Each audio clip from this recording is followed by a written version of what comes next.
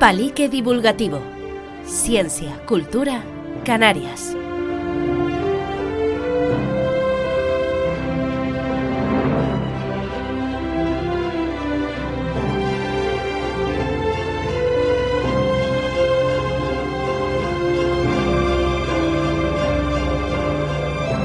Hola a todos y bienvenidos a un nuevo episodio de Palique Divulgativo. Bienvenidos al capítulo 155.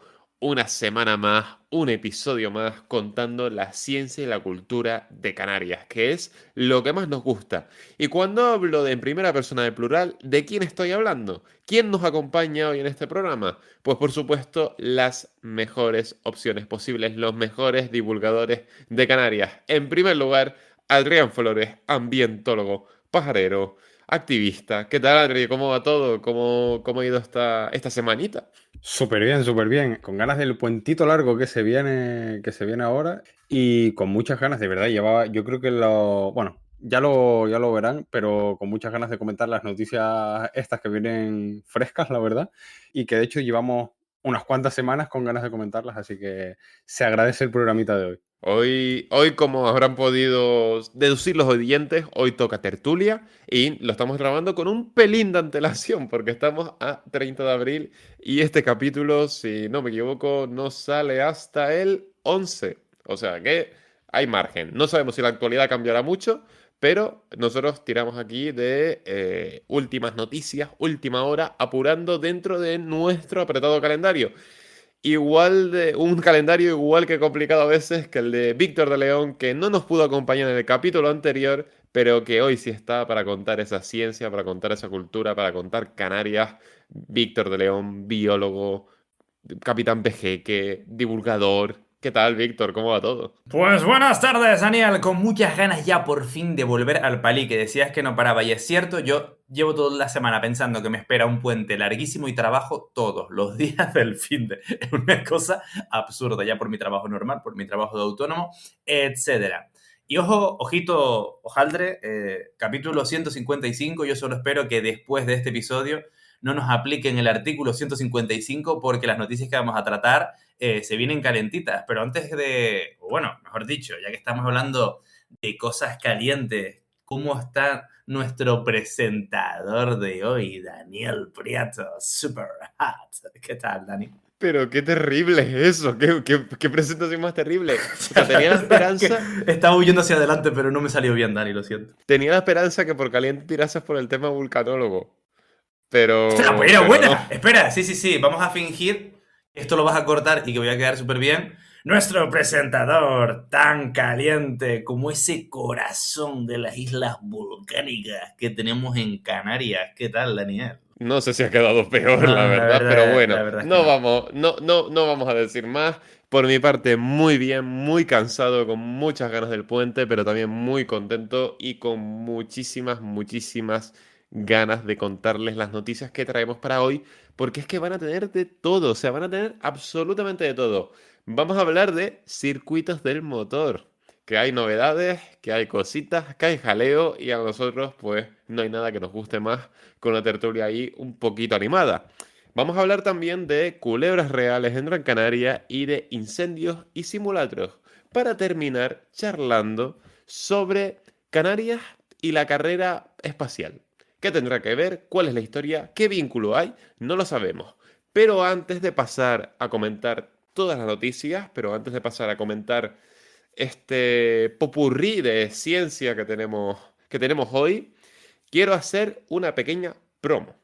Y es que, bueno, ya está abierto el plazo de inscripción para el sexto Tablor de Palique. Recordemos ese evento de charlas de divulgación que organizamos en el Bar Sócrates en La Laguna un martes de cada mes a las 7:30, 6 charlas de 10 minutos de temas muy variados. Tienen hasta el 11 de mayo para apuntarse. Nada, acabo de darme cuenta que efectivamente cuando se publique este episodio ya va a estar cerrado el proceso. Pero pueden hacerlo, pueden estar pendientes de las redes sociales de Palique para apuntarse al siguiente y, por supuesto, para venir de público al sexto Tagoror, que sí van a poder, que será el 26 de mayo a las 7:30. Así que todas esas personas que tengan ganas de divulgar, ganas de disfrutar de la divulgación y ganas de pasárselo bien mientras se toman algo con los amigos, vengan el martes 26 de mayo a las 7:30 en el Bar Sócrates en La Laguna. Y si no, y si no, no. Y si además quieren también hablar, pues pueden presentarse a la 7ª edición, que todavía no tiene fecha cerrada, pero que seguramente será en junio. Adri, Víctor, yo todavía estoy esperando sus charlas. La cosa calentita, Daniel. Yo sabes mi síndrome del impostor de que digo, es que yo no investigo, yo solo hablo de Pokémon y de vejeques. Entonces, bueno, no sé si en algún momento tendremos una charla de Pokémon y vejeques en islas, pero si en algún momento llega, que Dios nos pille confesado. Yo lo mismo, ¿eh? Yo a ver si se me ocurre alguna. Así que algún tema que dé para charla en plan que mi cabeza tenga, ¿cómo decirlo? Las ideas para que sea... estoy espesísimo. Para que atraiga, ¿sabes? Para mantener a la peña enganchada durante 10 minutos, porque si no, complicado. Bueno, yo les digo que ustedes tienen tablas suficientes para eso, que además tienen en mano con el host del tabulador de Palique, que soy yo, para la gente que no haya podido asistir, y que por supuesto siempre son agradecidas y charlas interesantes siempre hay, y afortunadamente llevamos ya 5 ediciones con un elenco bestial de temas súper chulos, cada día batimos récord de aforo. La gente participa, hay sorteos también de merch, tanto del Tagoror como de Palique. Estamos ahí creciendo, está un proyecto muy muy bonito que les animamos por supuesto a seguir siempre que tengan disponibilidad en La Laguna y esperamos llevarlo pronto, quizás la siguiente temporada, a Las Palmas e irnos expandiendo por las 8 islas. Por lo pronto por las dos principales, o sea, por las dos principales no, por las 2 islas mayores, las 2 islas capitalinas y ya luego veremos el resto. Pero... no nos vamos a desviar mucho, no vamos a charlar mucho de esto que se nos va. Vamos a ir a la tertulia. Porque sí, yo he hecho un pequeño inciso, un pequeño comentario al respecto de lo que queríamos contar. Pero no hemos terminado de contar. Porque es que, por un lado, bueno, tenemos un nuevo varapalo para el circuito del motor de Tenerife. Tenemos la problemática Culebra Real de California en Gran Canaria y los incendios insulares, que veremos cómo nos presenta todo esto nuestro compañero Víctor. Y además, como decía, Canarias y su papel en la carrera aeroespacial, pero principalmente en el programa Artemis, porque nos vamos a la actualidad, a la novedad. Y para poder irnos a la actualidad y a la novedad, ahora sí, vamos a cerrar presentación y pasamos a la tertulia.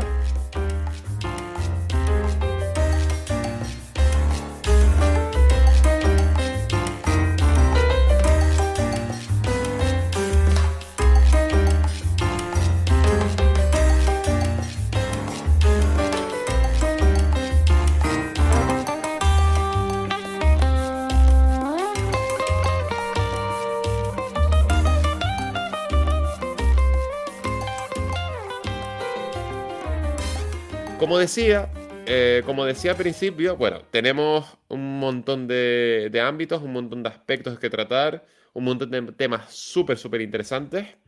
Y el primero de ellos, porque vamos a aprovechar que estamos con energía, que acabamos de empezar a grabar el programa, que estamos ahí efervescentes y con ganas de hablar, vamos a ir al polémico, ¿no? A ese que trae un poquito de cola, que ya son muchos años de lucha, de queja y de novedades al respecto, de cosas que se hacen bien, de cosas que se hacen mal, pero parece que principalmente cosas que se hacen mal, que es el circuito del motor de Tenerife, Adri. Ponos un poco en contexto para la gente que no lo conozca y sobre todo qué novedades había al respecto. Bueno, pues básicamente las novedades principales, por refrescar un poco, recordemos que el circuito del motor de Tenerife es esa infraestructura que quieren hacer, obviamente con dinero público, cuando el resto de circuitos de España están a pérdida, que ocuparía unos 650.000 metros cuadrados de suelo, ¿vale? O sea, una extensión considerable. Y que bueno, pues empezó con polémica, hubo manifestaciones, etcétera. El proyecto al final se terminó troceando en 4 proyectos. No recuerdo bien ahora qué eran, pero uno era como el graderío, otro el acceso, otro lo que es la pista y otro graderío de otra zona. Y pues bueno, después de dejarnos, bueno, de que el Cabildo se deje una millonada o se esté dejando una millonada, recordemos que el año pasado, bueno, hace ya un tiempo, la Asociación Tinerfeña de Amigos de la Naturaleza denunció creo que fue, ahora estoy patinando, pero yo juraría que fue ATAN quien denunció estas obras, porque como se venía diciendo desde hace tiempo y la declaración de impacto ambiental está pública y la pueden leer todos, hay uno de esos condicionantes que establece la declaración de impacto ambiental que dice que si las obras no se empiezan en un periodo de 5 años desde la declaración de impacto ambiental, la declaración de impacto ambiental se consideraría caducada. Recordemos que esto fue, o sea, la declaración es de 2011, por lo que este documento lleva caducado desde 2016, ¿vale? Pues bueno, por todo esto que el Cabildo seguía y tal, pues ATAN denunció. Hubieron 4 sentencias, de las que 3 le daban la razón a ATAN, una al Cabildo, y el Cabildo recurrió estas sentencias. Y ahora ha sido el Tribunal Superior de Justicia de Canarias quien ha dicho, pues, la primera sentencia de estas 4 de estas que están recurridas, porque las 3 que ganó ATAN las recurrió el Cabildo y la que ganó el Cabildo la recurrió ATAN, pues el Tribunal Superior de Justicia de Canarias ha dicho que la declaración de impacto ambiental está caducada. ¡Oh, sorpresa! El Cabildo básicamente argumentaba que en 2016, justo antes de que caducara la declaración de impacto, ese condicionante del que hablábamos, se hicieron obras y se comenzaron las obras y que por eso se respaldaba el que esa declaración no estaba caducada. Sin embargo, el propio juzgado ha dicho pues que bueno, estas obras fueron un movimiento de tierra puntual para intentar justificar que esta declaración de impacto ambiental seguía vigente. Y como digo, es cero sorpresa, o sea, esa declaración de impacto ambiental está pública, cualquiera puede leerlo y ver los condicionantes. De hecho, la propia unidad de apoyo de la Comisión Ambiental de Tenerife ya advirtió al propio Cabildo en 2022, en noviembre, de que este documento estaba caducado y que habría que elaborar una evaluación de impacto ambiental, una declaración de impacto ambiental nueva. Como decía, la sentencia de primera instancia, la que se recurrió, ya decía que, y abro comillas aquí, no puede ser admisible que una declaración de impacto ambiental publicada en 2011 siga vigente 12 años después por el simple hecho de que durante un corto periodo de tiempo se hayan realizado actuaciones en el terreno. Y evidentemente, es lo que comentábamos, o sea, tú puedes tener esta declaración que te habla de que tienes que iniciar las obras por esa vigencia de 5 años que tiene la declaración de impacto ambiental, pero que tú hayas hecho el último mes, la última semana de vigencia, rápido corriendo, un movimiento de tierras para justificar que eso ya se queda vigente hasta que a ti te dé la gana, pues evidentemente no. De hecho, esta sentencia de primera instancia ya hacía hincapié en que era necesaria una nueva declaración de impacto ambiental actualizada que fuera acorde a las nuevas exigencias ambientales, porque claro, de 2011 aquí ha habido mucho cambio en en todo el ámbito ambiental, ¿no? En cuanto a este tipo de evaluaciones, consideraciones, etcétera. ¿Qué respuesta ha habido a esto? Pues bueno, para sorpresa de nadie, las obras no se han parado y la respuesta del Cabildo ha sido que, bueno, por principio de prudencia, ojo, porque por principio de prudencia no van a parar, por principio de prudencia van a esperar a conocer las otras sentencias, o sea, que se conozca el total de las 4, para entonces determinar en base a los servicios jurídicos, o sea, en base a esto, por parte de los servicios jurídicos, qué es lo que debería hacer el Cabildo. Si recurrir estas sentencias a una instancia superior o hacer una nueva declaración de impacto ambiental, que sería lo suyo. Entonces, no sé cómo ustedes un poco esto. Sí es verdad que también me gustaría comentar que, claro, aquí hay intereses y asociaciones a las que, con todo el respeto, pues les gusta el mundo del automovilismo, etcétera, y por supuesto, eso no es un problema. Ahora, intentar justificar en que hay una gran base de aficionados al deporte, etcétera, el desarrollo de esta infraestructura, que, como decíamos antes, bueno, estamos en 2026, desde el punto de vista económico no hay viabilidad ninguna y solo hay que mirar circuitos que acogen competiciones internacionales como puede ser el de Barcelona, el de Cataluña, que desde el punto de vista de la sostenibilidad, pues evidentemente no es lo más sostenible, ya no solo por emisiones, sino por el propio, o sea, recordemos, son 650.000 metros cuadrados, etcétera, etcétera. Pues intentar justificar esto por el único motivo de que hay una gran cantidad de aficionados en las islas, a ver, si hubiera una gran cantidad de aficionados al esquí de montaña en las islas, ¿tendríamos máquinas de nieve artificial botando en el Teide para que pudieran esquiar? No, ¿verdad? Pues, o sea, a mí me parece que una cosa no quita la otra. Y por otro lado, quiero hacer hincapié en un artículo que ha salido de, creo que es la Asociación Tinerfeña de Automovilismo, o algo, sí es verdad que no recuerdo el nombre, pero bueno, pueden buscar el titular, que es básicamente que los pilotos se están matando porque no hay circuito. Con todo el respeto, titular amarillista a más no poder, o sea, que no haya circuito no es un argumento para que vayas haciendo el... Y luego, yo llevo tiempo conteniendo un poco las palabras, intentando ser por aquello que nos dijo una profesora aquella vez, pero hoy tengo que soltarlo. Que no haya circuito no es excusa para que seas un puto loco y vayas haciendo el puto loco por la carretera. O sea, no es excusa. Entonces, bueno, eso. Creo que es necesario decirlo, que una cosa no quita la otra y que nunca se puede justificar el que vayas no solo poniéndote en riesgo a ti, sino poniendo en riesgo al resto de personas que van por la carretera porque no hay un circuito, porque de hecho no es solo ese comentario del presidente de esta asociación, sino que entras a los comentarios de las noticias, porque ahora sí se ven que efectivamente no tienen razón y lo del circuito va a seguir ahí por un tiempo. Y hay mucha gente, pues, haciendo estos mismos comentarios, tipo, pues, habrá que salir a correr a la carretera o tal, no sé qué. O sea, si ese de verdad es tu argumento, pues permíteme decirte que es un poco pobre, cuanto menos. Entonces, no sé cómo lo ven ustedes.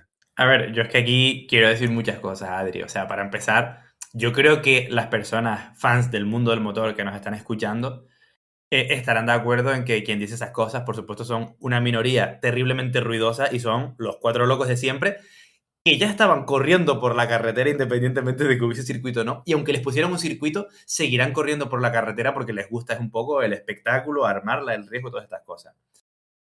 Partiendo de eso, yo no voy a entrar en si es a nivel económico viable o no viable. Es verdad que yo no estoy en ese mundillo, yo no entiendo tanto de economía a priori, como lo que estamos viendo en el resto de circuitos del motor por el resto del territorio nacional. No parece que se vaya a convertir en una obra de interés general para la isla, la verdad. Y si así lo fuese, seguramente se convertiría, está un poco feo decirlo, pero en un nido de guiris, porque es quienes van a pagar por meterse ahí dentro. Vamos a ver cómo serían las tarifas para la gente de aquí. Pero bueno, yo no quería entrar en eso. Yo quería hacer un poquito de hincapié, por si acaso a alguien le ha pillado un poco patinando el concepto este de declaración de impacto ambiental, que nosotros aquí a veces nos ponemos a comentar estas cosas y damos por hecho rollos o que la gente, todo el mundo está pegada ahí al periódico leyendo a ver de qué va esto. Pero básicamente la declaración de impacto ambiental es que antes de hacer cualquier proyecto, sobre todo si es un espacio natural, etcétera, tienes que hacer una evaluación del impacto ambiental de ese proyecto en la naturaleza, es decir, pues la cantidad de ruido que vas a generar, las especies que puedes desplazar según una zona en la que te encuentras, si hay especies protegidas, si no las hay, y además la posible adopción de una serie de medidas correctoras para esas especies o esos ecosistemas que estás afectando, los puedas compensar de alguna manera. Yo tengo sentimientos muy fuertes y muy violentos muchas veces en contra de las evaluaciones de impacto ambientales que, en mi opinión, se convierten en moneda de cambio para que las empresas justifiquen poder hacer un proyecto diciendo que no, que es eco-friendly porque tienen medidas correctoras que, digamos, contraponen el impacto que vayan a generar. Todos hemos visto el puertito de Granadilla que iba a tener un observatorio de especies, tal y no sé qué. Yo no sé si ese observatorio sigue funcionando, si no sigue funcionando, si lo está haciendo al ritmo que lo tenía que hacer, pero bueno, tal. Y otra cosa que quería puntualizar, Adri, que tú lo mencionabas, que estamos hablando de una declaración de impacto ambiental que no entendí, o no recuerdo ahora, si se hizo en 2011 o si caducó en 2011 independientemente.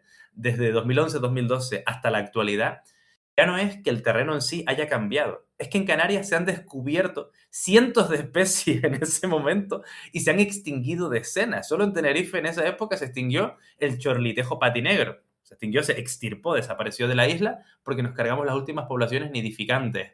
En ese periodo de tiempo se descubrió el Lotus gomeritus, una especie de lotus endémica de La Gomera, y se extinguió también. O sea, es un periodo de tiempo bastante grande. Que no piensen que esto es una pijada de, es que la burocracia, es que es poco tiempo, hay que empezar a actuar y tal. La burocracia es terrorífica, estoy completamente de acuerdo con todo eso, pero tiene una razón de ser en este sentido de, oye, claro, es que de aquí a 5 años el entorno puede cambiar bastante, las especies pueden ir moviéndose bastante, estamos recibiendo nuevas especies migrantes, estamos descubriendo nuevas especies de flora, se está modificando la distribución natural de muchas especies y todo esto tiene que ser recogido para poder ser lo más transparente y lo más coherente posible con este tipo de medidas.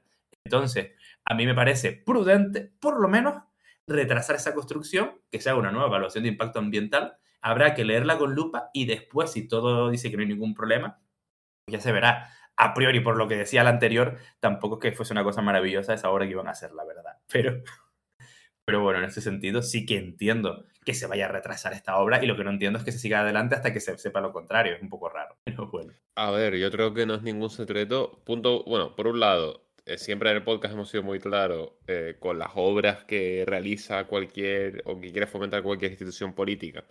Bueno, pública en este caso, porque es una administración, hay que distinguir partidos de administración y demás. Pero bueno, somos muy claros en el sentido de que cuando una institución como el Cabildo de Tenerife hace las cosas bien, lo decimos. Creo que un caso claro fue el simulacro de Garachico. El simulacro de Garachico, dijimos, es la única institución en España que se ha atrevido a hacerlo. Y eso dice mucho y creo que es un compromiso bastante fuerte con la emergencia. Y de igual forma decimos las cosas que no nos gustan. Y aquí yo no sé, chicos, a ver, es verdad que estamos intentando ser lo más objetivos posibles, intentamos ser lo más serio y hablar en términos técnicos, pero no es un proyecto que nos guste. O sea, creo que no es ningún secreto, o por lo menos a mí personalmente me desagrada muchísimo, ya no solo porque es que me lo imagino que acabará como el de Valencia, que acabará en un páramo de asfalto, en un entorno que hasta ahora era natural y que no va a tener uso, porque es que además, sin entrar en especificaciones, como decía Víctor, el tema económico, ya por pura lógica, estamos hablando de que tendrías que traerte todas las escuderías y todo el rollo aquí a la isla. Que claro, también lo entiendo, porque luego es verdad que aquí se hacen los rallies, y los rallies los coches se traen, la gente corre y ya está. No hay un circuito per se, sino usan tramos de la carretera y demás y se mueven. Vale. Pero yo qué sé, si tu esperanza es albergar un premio de un gran premio de Fórmula 1 y eso conlleva traer las escuderías, ya la cosa cambia. O sea, creo que al final es un sitio bastante aislado de otros tipos de circuitos y el tema logístico puede ser un poco más complicado, pero bueno, al final el dinero todo lo mueve, o sea, que también entiendo que en ese aspecto pues podría ser. Pero es eso, o sea, más allá de eso, de esas pruebas puntuales, ¿qué haces? ¿Dejas a la gente currar, ¿no? El nido de guiris que comentaba Víctor y que se lo van a pagar porque es que barato no va a ser porque tienes que ayudar en el mantenimiento de toda esa infraestructura y me parece absurdo. O sea, es que creo que es algo que es completamente innecesario, que no va a ningún sitio, que va a satisfacer unos pocos, que tampoco es un bien público. Porque más allá de eso, de cosas puntuales, creo que no, que vas a hacer más bien poco. Además, un pedazo de circuito que sí. Es que incluso si quieres entrar en el mundo del motor, veo más lógico que se haga lo que se está haciendo ahora. Que es, pues se organiza rallies, se selecciona un tramo de la carretera de donde sea y la gente corre ahí. Lo veo lógico. ¿Me gusta? No, porque a mí en general el mundo del motor tampoco es que me apasione. Y por ejemplo, ahora la polémica que hubo a raíz de la cancelación de un tramo del rally de Gran Canaria, que no da prueba o sea, de la federación que existe a nivel mundial. Y del campeonato de la WRC, creo que es, las islas. Y hubo un tramo que se tuvo que cancelar porque había como 100 coches mal aparcados. Y hay gente que dice, yo he leído ya como las dos cosas, que es que estaban equivocados y que se aparcaron allí pensando que no se iba a correr por ahí, pero a la vez también que era un modo de protesta porque resulta que es una zona protegida a nivel ambiental que en un principio se iba a correr por otra parte, la borrasca Teresa provocó unos desperfectos en la carretera y se trasladó a esa zona que en un principio se había dicho que no porque era una zona ambiental protegida. Entonces, es como, bueno, puedes buscar el equilibrio. Yo entiendo que sí, que Canarias es muy atractiva para el tema de los circuitos y para el tema de los coches, pero hay que buscar ese equilibrio, ¿sabes? Entonces creo que es bastante complicado. La verdad es que estoy totalmente de acuerdo contigo, Dani. Creo que hay acciones que, aunque a nosotros, o actividades que, aunque a nosotros a título personal ya no te digo que no nos gusten, que simplemente no nos llaman la atención o no vamos nosotros, que bueno, las respetamos, que se realicen, que la gente lo viva, lo disfrute y demás, siempre y cuando no afecte, por supuesto, al medio natural o genere ningún tipo de problemas entre los vecinos, etcétera.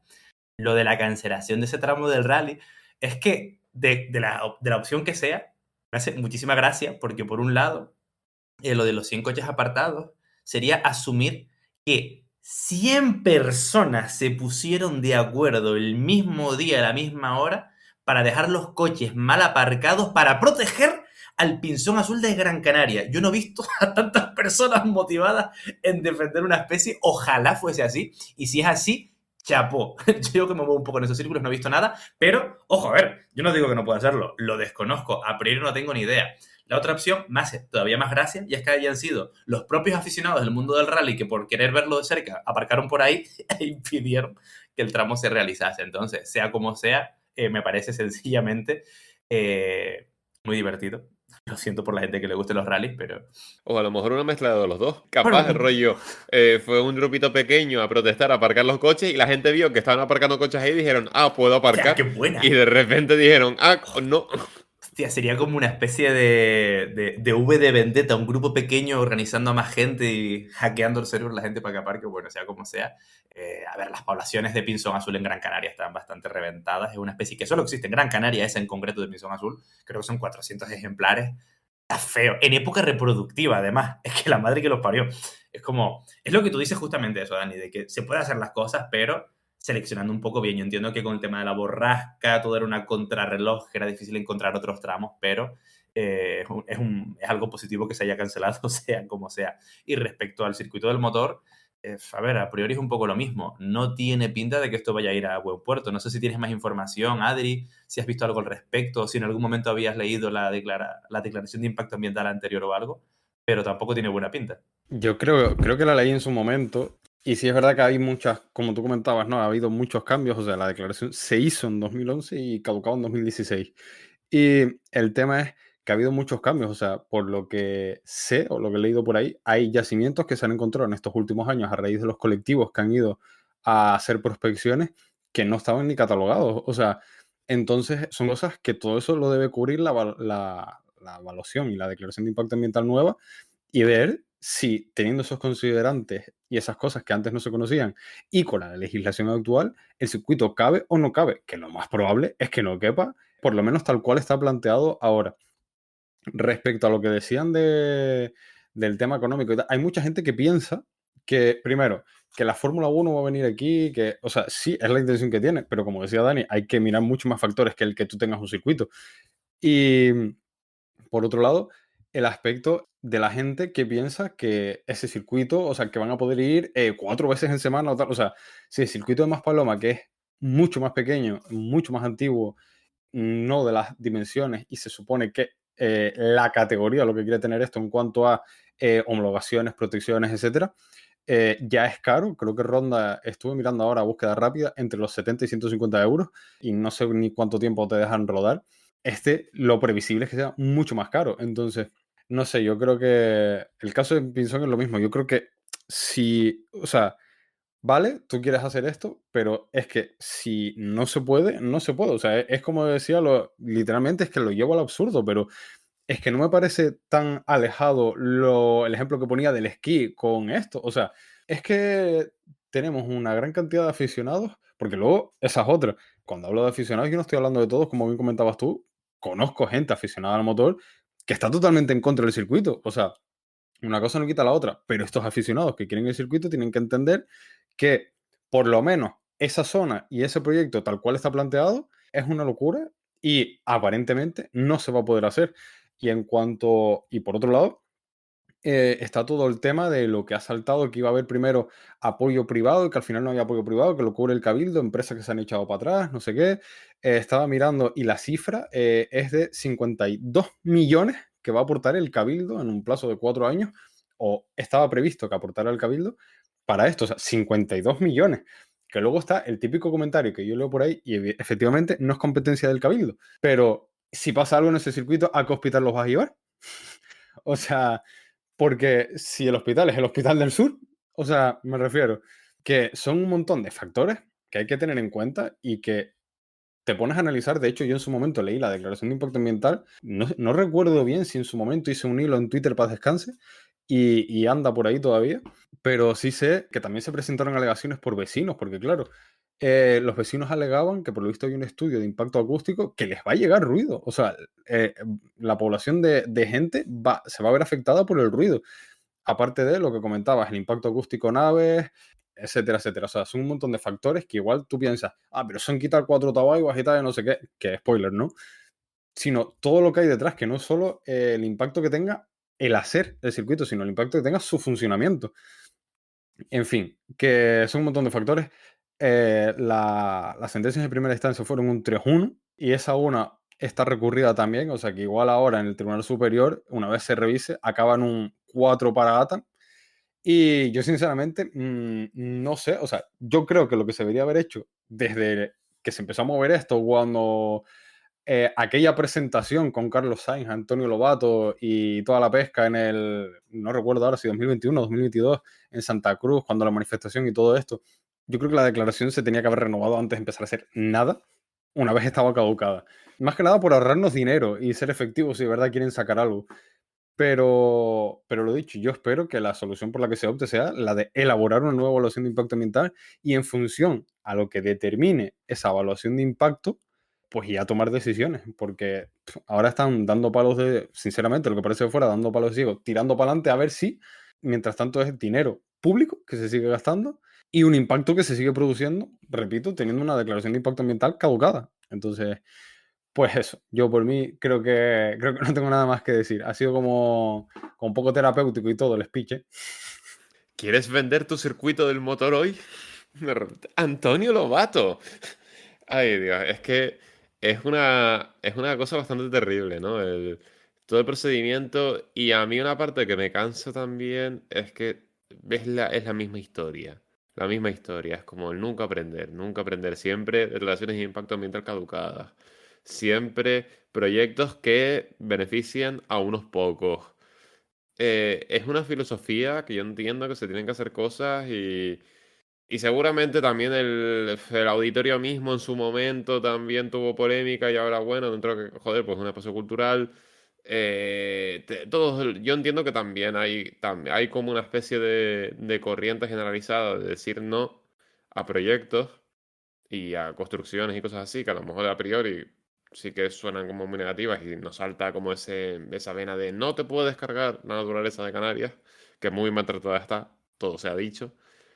Pero es que luego, o sea, yo entiendo esa corriente reaccionaria, yo entiendo que muchas veces es más sentimental que racional, pero también hay que comprender que, bueno, que luego hay que analizar esas cosas con calma y verlas. Y el caso del circuito del motor es un caso que para mí no se sostiene ni, o sea, no tiene ni pies ni cabeza, porque es que es algo que no va a ningún sitio, que va a beneficiar a muy poca gente, que tampoco es una... Sí, bueno, es deporte, pero ¿qué clase de deporte? ¿Qué deporte? ¿Qué especificaciones? ¿Qué cosas? No es un rollo más cultural, yo qué sé, una pista de atletismo, un campo de fútbol y cositas así, pues bueno, yo qué sé. A mí, por ejemplo, el que vayan a usar la hamburguesa, el pabellón de deportes del Santiago Martín, y lo quieran construir justo debajo de la Facultad de Bellas Artes y hacerlo más grande con zonas verdes y no sé cuánto, pues tampoco, pues, dentro de las corruptelas que a lo mejor pueda haber en unas obras de esas dimensiones, pues digo, oye, mira, pues es un pabellón de deportes por un equipo que además representa a la isla a nivel de competición europea. Y ahí sí le veo yo más un sentido, ¿no? Y además de que la zona donde se va a hacer o sea, un terreno que no está edificado, que está ahí al lado de la facultad, que está en Las Mantecas, y le veo la lógica en ese aspecto. Pero es que es verdad que el circuito del motor, pues, no me da esas mismas sensaciones. Pero también esto es a nivel personal y esto es a nivel puramente emocional de lo que me genera a mí, ¿sabes? Como ciudadano de Tenerife y ciudadano que va a tener que convivir en el caso de que salga adelante con esta obra. A ver, yo quería comentar, pero ya lo comentaste, el hecho de que en este caso es un espacio que va a poder tener diversos usos un espacio que está en un suelo, en un entorno urbano y en un suelo que, si yo, por los planos que he visto y tal, ubico bien el terreno, que creo que es literalmente justo debajo de Bellas Artes, o sea, el terreno justo donde se suelen poner circos y cosas así, es un terreno que está como está. O sea, que lo mismo, hay que hacer una evaluación de impacto ambiental. Igual lo que se ve cuando pasas con el coche es otra cosa, pero me refiero que es un suelo urbano, es un suelo que tiene su normativo, un suelo que tal, y que de todas formas lleva su proceso de evaluación ambiental para todo esto. Y como decía, que va a tener varios usos y tal. Y con esto quiero decir que yo respeto, que yo creo que lo he dicho ya, pero yo respeto que haya gente que quiera el circuito y me parece correcto. Ahora bien, cumpliendo la normativa, que creo que es, o sea, es lo que estamos discutiendo, que muchas veces lleva este debate, no quiere circuito, si quiere circuito, o sea, realmente lo que nosotros queramos o dejemos de querer, bueno, el conjunto de la población sí, pero a título personal lo que queramos o dejemos de querer, o sea, no es relevante. Lo que es relevante es que cumplas la ley. Luego ya cada uno tendrá su opinión, pero con la ley en la mano, que es lo que se está debatiendo pues desde hace años, básicamente. Por un lado, y ya a modo de conclusión, creo que me preocupa que se siga moviendo tierra, se siga haciendo como el amago de la obra, la obra, la obra, igual que pasó a lo mejor con otros proyectos con incluso peor fama, como puede ser Cuna del Alma, en el sentido de, bueno, aprovecho tal, como no me van a decir nada, a ver si cuela disimuladamente, lo típico de que tienes a alguien en una habitación y tú pasas por detrás como caminando muy lento para que no te detecte. O cosas así que por un lado es eso, me preocupa que se sigan haciendo cosas. Y por el otro, también me da tranquilidad saber que tenemos un sistema judicial que se ajusta bien a la ley. Sabes que no le tiene miedo a decir, oye, esto que estás haciendo está mal, páralo, porque no. O a lo mejor peco de optimista, pero coño, pues están ahí, va viendo tramas legales, trabas legales, y son cosas que están ahí presentes y que creo que vienen bien para proyectos de este tipo. Y sobre todo para polémicas relacionadas. Y también para cerrar, ahora sí, el hecho de que haya organismos que estén luchando y que velen por proteger el terreno natural, el entorno protegido y toda la riqueza de biodiversidad que tenemos en Canarias, como puede ser ATAN, que hemos hablado de ellos muchísimo en este podcast, que hacen cosas muy chulas y que es una lucha constante y que, aunque el proyecto luego a lo mejor, eh, que yo creo que en esos casos no actuaría, pero incluso, ¿sabes? En el sentido de que aunque el proyecto luego se apruebe, se mejore y se cumplan ciertas cosas, no estoy hablando del circuito del motor, sino de un proyecto genérico, el tener siempre una voz que te va a buscar la crítica, que te va a buscar el punto, ¿sabes? El punto de protección, el punto pejiguero para tocarte un poco las narices y también para luchar y proteger, tener esa voz siempre está bien, porque creo que actúa como una conciencia involuntaria, porque no creo que las instituciones que quieran montar esas cosas la quieran, pero siempre es una muy buena forma de enterarte de las cosas, de obtener información, de ser crítico y de no solo decirte, bueno, el Cabildo va a construir, Cabildo, lo que sea, Gobierno de Canarias, Ayuntamiento, lo que sea, va a construir esta edificación en tal zona para esto. Y a la noticia y ya está. Sino que después te sale a lo mejor un organismo como ATAN y te dice, mira, pues creemos que esto está mal, que esto está mal, que esto está mal y que esto está mal. Y yo, oye, fantástico, que luego se verá, se mejorará, se harán las cosas y demás, que eso ya depende de cada caso y que ahí tampoco voy a entrar.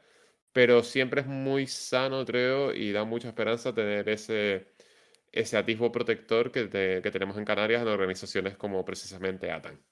O sea que, sin más dilación, yo creo que es una buena conclusión, es una palmadita para ellos, es un apoyo también en lo que hacen. Y ahora sí, vamos a ir pues de una polémica en Tenerife a una polémica también en Gran Canaria, con un asunto bueno, que tratamos que está más o menos relacionado, que hemos comentado levemente en tertulias anteriores, que trajo también mucha colación en redes sociales, y que como nos gusta un buen jaleo y nos gusta hablar de los temas y la actualidad manda, hay que ser sincero, pues vamos a traer de vuelta, ¿no? Vamos a traer, pero con otros aspectos, aunque un poquito relacionados. Así que, Víctor, Hablando de biodiversidad, vamos a ver CITAL, es decir, biodiversital, que es tu acrónimo de divulgador, pues vamos a ver si tenemos novedades al respecto. ¿Qué nos cuentas, Víctor? ¿Qué nos traes? Pues mira, a ver, yo traigo una polémica que ha desatado el partido PACMA, el partido animalista que tenemos a nivel nacional y que en este caso también opera en Canarias, pero voy a tratar de convertirme en Víctor I el moderado, porque tengo que decir que hay cosas en las alegaciones que hace PACMA que puedo entender y hay incluso cosas con las que estoy de acuerdo respecto a las críticas que hacen a la nueva ley de biodiversidad. Entonces, básicamente, creo que fue hace unos 3 años, estoy hablando ahora mismo de memoria, se promueve una nueva ley de biodiversidad, pero se queda bloqueada por una razón u otra, y ahora mismo como que se está metiendo un poco de prisa por sacarla ya por la vía urgente, porque básicamente se les ha comido el tiempo la tostada, burocracia, ver las cosas que pasan ahí, y la quieren aprobar rápidamente. Y PACMA ha visto esto como un movimiento para atentar contra los animales. A ver, la ley de biodiversidad tendrá sus más y sus menos, pero evidentemente no pretende perjudicar a los animales, todo lo contrario, pretende conservar el medio natural. Y repito, con sus más y con sus menos, con los que podemos empatizar más o menos con PACMA.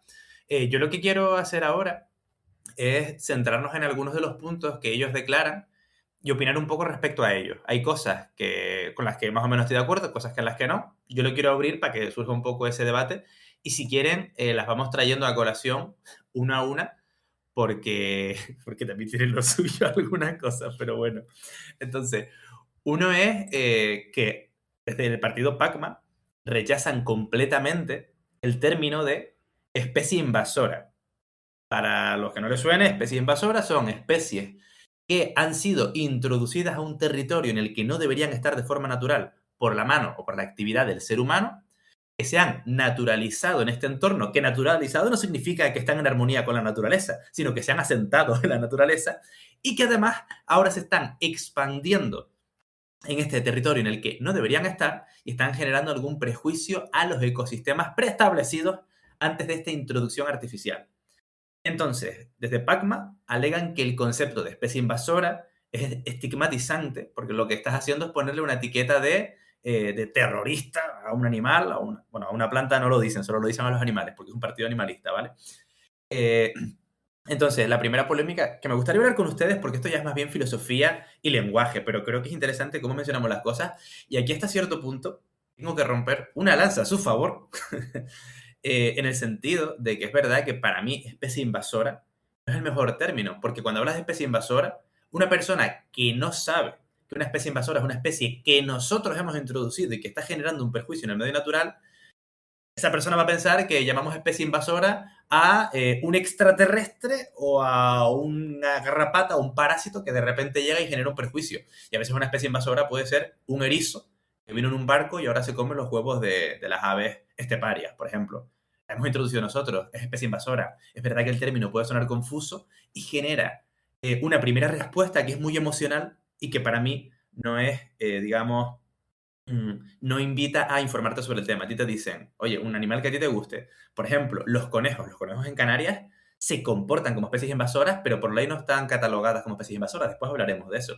Pero si te dicen, un conejo es una especie invasora, el primer comentario que vas a leer en redes sociales es, los invasores somos los seres humanos. ¿Cómo va a ser un conejo invasor si lo hemos traído nosotros?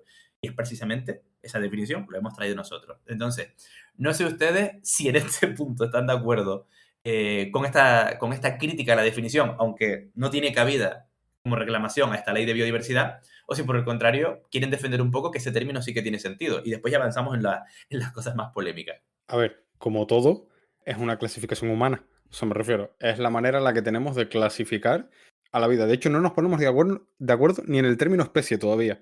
O sea, hay muchas especies que en la definición de especie están un poco en el limbo. Entonces, si alguien tiene una clasificación mejor, que lo diga. Evidentemente, como decías, yo creo que lo hemos comentado en el capítulo en el que hablamos de las tortugas con... No me acuerdo. Me suena que hablamos de tortugas y fue una entrevista. No me acuerdo a quién entrevistamos.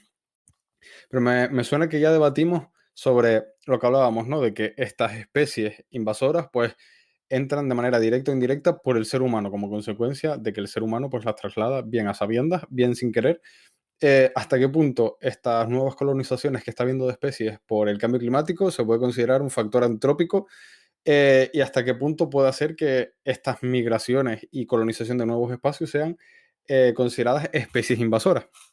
Y eso es un poco, como decías, un tema más, o sea, en estos casos más filosófico, porque no está tan clara la línea, pero hay casos en los que la línea está clarísima. Entonces, yo creo que el concepto funciona. Creo que negar la evidencia es un poco em, difícil actualmente, y creo también que, como decías, al final esto es una consecuencia también de la actividad humana. O sea, el que esas especies estén ahí y los impactos que generan esas especies es consecuencia nuestra.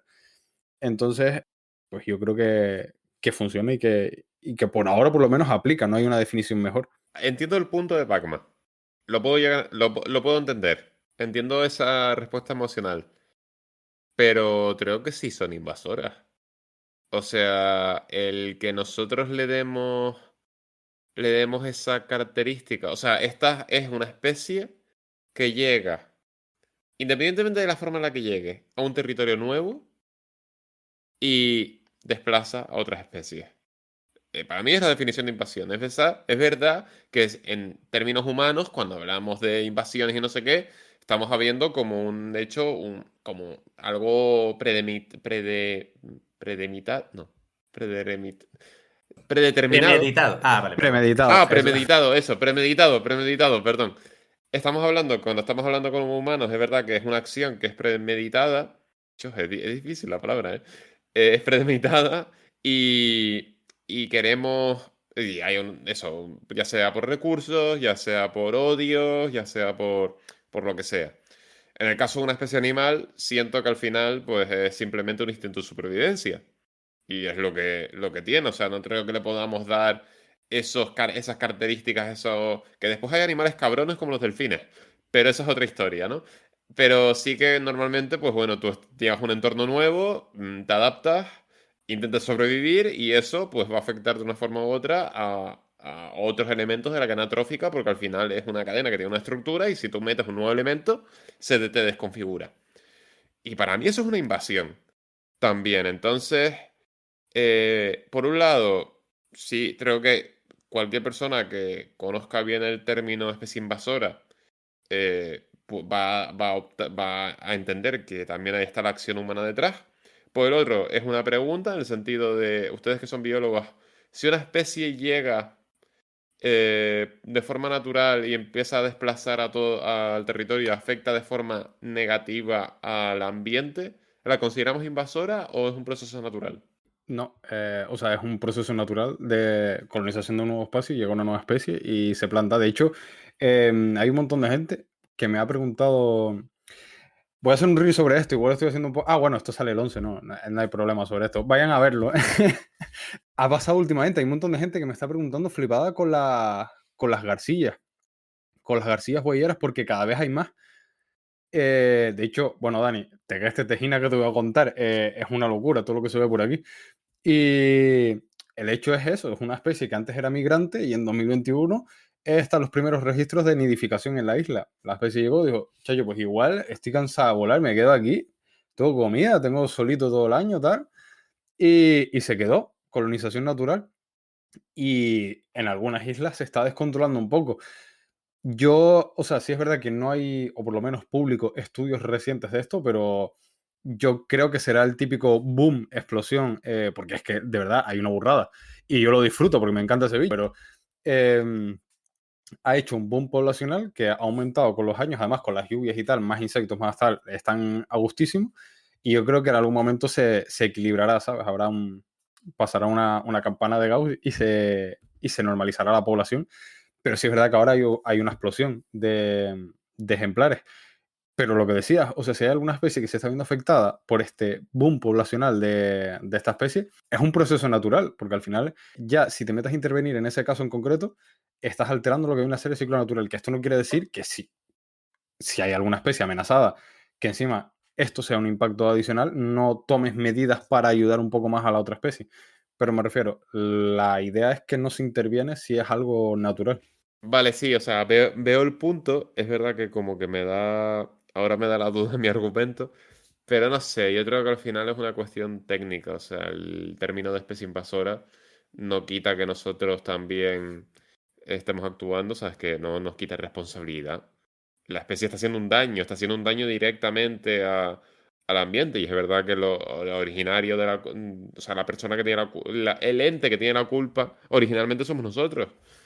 Pero, pero es que no sé, no le veo yo el hecho, ¿sabes? Que al final es un término, que el problema sigue siendo el mismo.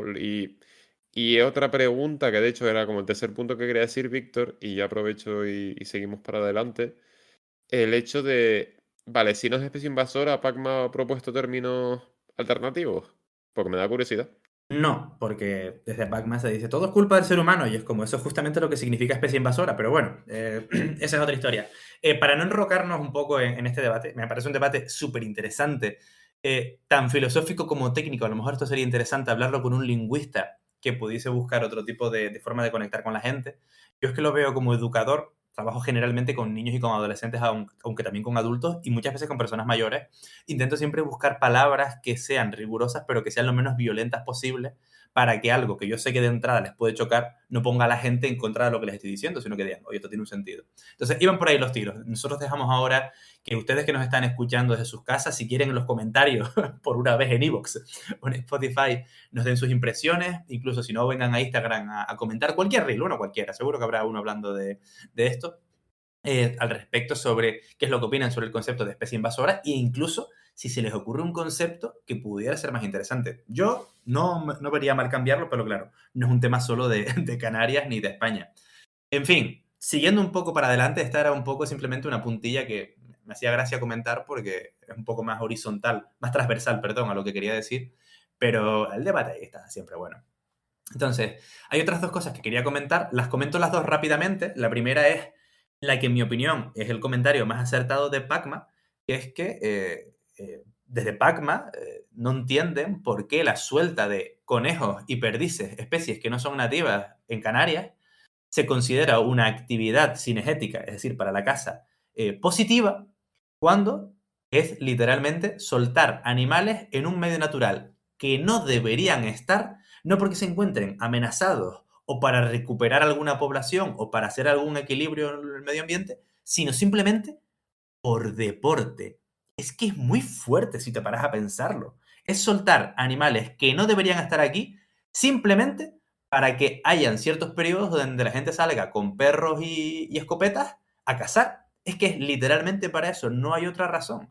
Y este tipo de deporte, pues deporte por llamarlo de alguna manera, es lo que ha promovido que especies como los conejos, que ambientólogos y biólogos llevamos muchísimo tiempo diciendo que son de las especies invasoras más urgentes que debemos combatir en las islas, no estén catalogadas como especies invasoras. Es muy fuerte todo esto.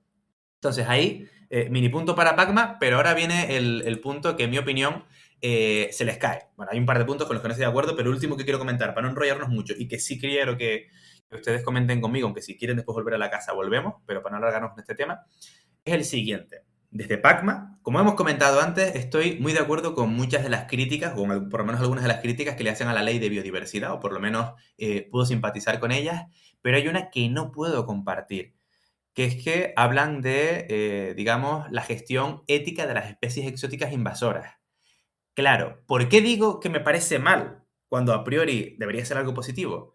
Porque no estamos siendo realistas con la dimensión de este problema.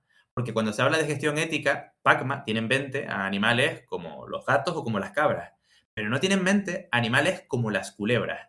Solo en Gran Canaria se capturan al año 2.000 culebras reales de California. Si nosotros quisiésemos hacer una gestión ética, tendríamos no que, digamos, eutanasiar a estas culebras, que es lo que se está haciendo, sino retirarlas a un santuario o darles de comer. Las culebras comen pequeños vertebrados como ratones. Es decir, que tendríamos que estar alimentando anualmente a 2.000 culebras con la cantidad necesaria de ratones para que 2.000 culebras puedan vivir. Y estamos diciendo que se capturan 2.000 culebras al año. Desde 2022 hasta 2026 estaríamos hablando de unas 8.000 culebras y tendríamos que criar ratones para dar de comer a 8.000 culebras al año, porque devolver 8.000 culebras a otra parte del mundo es que simplemente no es viable, ni es ético, ni tiene ningún tipo de sentido. Entonces, estamos hablando únicamente de una especie, pero es que no hay un problema con una especie. Desde Pacma se centra mucho en que la gente, los técnicos que nos dedicamos al medio ambiente la tenemos tomada con los gatos, pero es simplemente, en mi opinión, porque se encuentran en una burbuja de eco en el cual siempre oyen hablar de gatos, cabras, toros, perros, gatos, cabras, toros, eso es lo que les llega y no les llega tantas noticias sobre la culebra real californiana, no les llega noticias sobre, un poco sí, sobre las costorras de Kramer, curiosamente sí les llega noticias, no les llegan todas las noticias de gestión que se hacen sobre las diocarandas, sobre las ratas, sobre los ratones, sobre distintas especies de invertebrados que también se introducen, sobre el reptil es que se introdujo ahora en el sur, en los campos de golf, los anolis verdes, que también se están introduciendo miles de ejemplares, sino que ellos siguen, en mi opinión, en esta burbuja de eco y por eso hablan de gatos, de cabras y piensan que solo se habla de gatos y cabras cuando esto no es así. Es un problema que afecta a cientos de especies y estamos hablando a miles y miles de ejemplares diferentes. Y una de las cosas que alegan es que se da importancia al impacto que generan los gatos y no al que generan otras especies como las culebras o el rabo de gato, cuando estamos cansados de hablar de rabo de gato y estamos cansados de hablar de culebras. Entonces, en mi opinión, esta gestión ética que pide Pacma es algo que da a entender que Pacma no se ha parado a analizar las dimensiones de las problemáticas que tenemos en Canarias ni la gravedad con la que está afectando a las especies canarias. Estamos hablando de que especies muy conocidas, por ejemplo, como el chorlitejo patinegro, han desaparecido en islas en tiempos actuales por la depredación de especies exóticas y por la depredación por parte de mascotas, tanto perros como gatos, en nidos que estaban cerca de zonas urbanas. Esto está pasando y esto es una realidad. Y la gestión ética, esterilizar un animal, no va a hacer que deje de atacar a estos animales. Entonces, es una medida que puedo entender, con la que puedo simpatizar, pero que no puedo defender, porque a mí no me preocupan los animales, porque a mí me preocupa el medio natural, en su conjunto, con sus especies exóticas, con sus especies naturales y con sus especies, sobre todo, amenazadas a las pobres, que no tienen culpa de que nosotros metamos animales y plantas sin pensarlo en estas islas y que acaben afectando a las especies locales. Dicho esto, creo que más o menos todos tenemos una opinión similar respecto a este punto. No sé si quieren comentar la burrada con la casa o el tema este de la gestión ética, porque les digo, es un tema mucho más complejo y que puede ser muy enriquecedor escuchar otro tipo de opiniones. Pues a mí me parece fatal porque yo estoy a favor de las especies exóticas invasoras. No, mentira. Pero, a ver, yo creo que al final, cuando hablamos desde el raciocinio y desde lo que creemos mejor para nosotros, según nuestras opiniones y nuestros ideales, se pueden alcanzar muchos acuerdos. Es verdad que nosotros con Pacma compartimos pocas cosas a nivel de opinión, porque en muchas ocasiones creemos que peca de peluchismo, ¿no? Que es como hemos catalogado esa preocupación exclusiva por los gatos, por los perros y por los conejitos, pero luego el lagarto gigante de Tenerife y el hierro te deja de preocupar porque como no es tan mono, ya automáticamente pasa a ser preocupación menor. Pero hay cosas en las que hay que dar la razón a la gente y creo que eso es un hecho que es indiscutible, inaludible. El sentido de la casa, por ejemplo, ¿no? Lo que comentaba antes Víctor, o sea, es bastante loco y todos sabemos que dejar la gestión del medio natural en manos de cazadores conlleva la no solución del problema. Y sin ir más lejos, el muflón del Teide. En el sentido de que vivimos tenemos un parque nacional donde se introdujo este animal como objeto de caza mayor en las islas, porque aquí no había, y a día de hoy, más de 40, más de 60 años después, seguimos con la misma problemática porque de nada sirve que se abran las ventanas de casa del muflón si no se soluciona el problema. Que sigue siendo una putada lo de matar animales, eutanasiar. Hoy estoy con las palabras terriblemente mal. Sigue siendo una mierda, sí. Pero es que a veces tampoco tenemos más opciones. Y lo mismo lo decía en su momento con el tema de los gatos, en el sentido de que la gente nos estaba llamando a raíz de un reel, de un fragmento del que hablaba Víctor, sin ir más lejos, de la problemática de los gatos con los lagartos gigantes, la gente poniendo comentarios del estilo asesinos, psicópatas, eh, ojalá les maten a ustedes, ojalá les exterminasen a ustedes, puso una en comentarios y yo me quedé flipando con esos comentarios, que es como, mira, me sorprende que tenga que aclarar esto, pero es tan fácil como decir, no es plato de buen gusto para nadie, porque además a mí personalmente, cualquier persona que haya hablado conmigo por WhatsApp sabrá, incluso con la que menos tengo confianza, que yo sticker de gato constantemente, porque me encantan esos animales y los amo.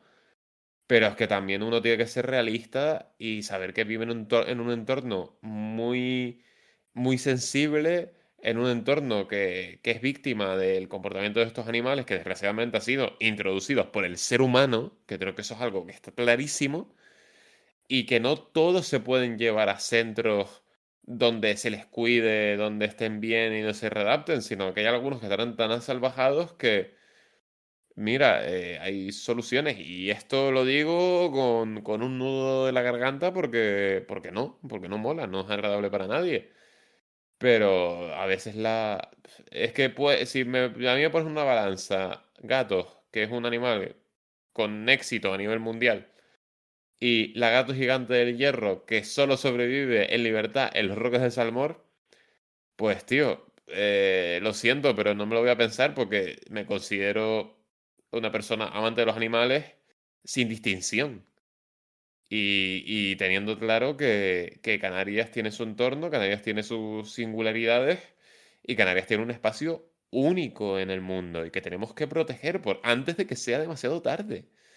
Y en relación a lo otro, que se me ha olvidado ya, pues poco más que añadir, porque no me acuerdo. O sea, Adri, yo no sé si tú tenías algo que comentar al respecto. Sí, yo quería comentar, alguna vez por Twitter, hablando sobre algún asunto así, nos comentaban que lo mejor era esos momentos, ¿no? De los biólogos, amitólogos, etcétera, cuando o sea, por decir una cosa, como lo que estamos debatiendo aquí, te caen encima tanto los animalistas como los cazadores. Unos diciendo que estamos del lado de otros y viceversa.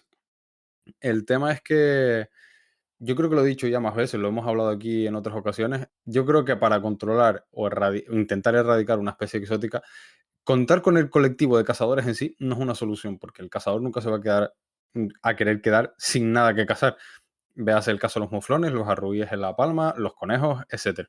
Ahora bien, ¿qué entiendo yo por control ético? Entiendo por control ético que se haga lo que Pacma está queriendo, o sea, pidiendo básicamente que estos ejemplares se mantengan en cautividad y tal, y no sé cuánto, en aquellos casos en los que sea posible y viable, como tú decías, en esto, o sea, si son un par de ejemplares, pues bueno, igual se pueden recoger, se pueden dar a algún sitio, etcétera.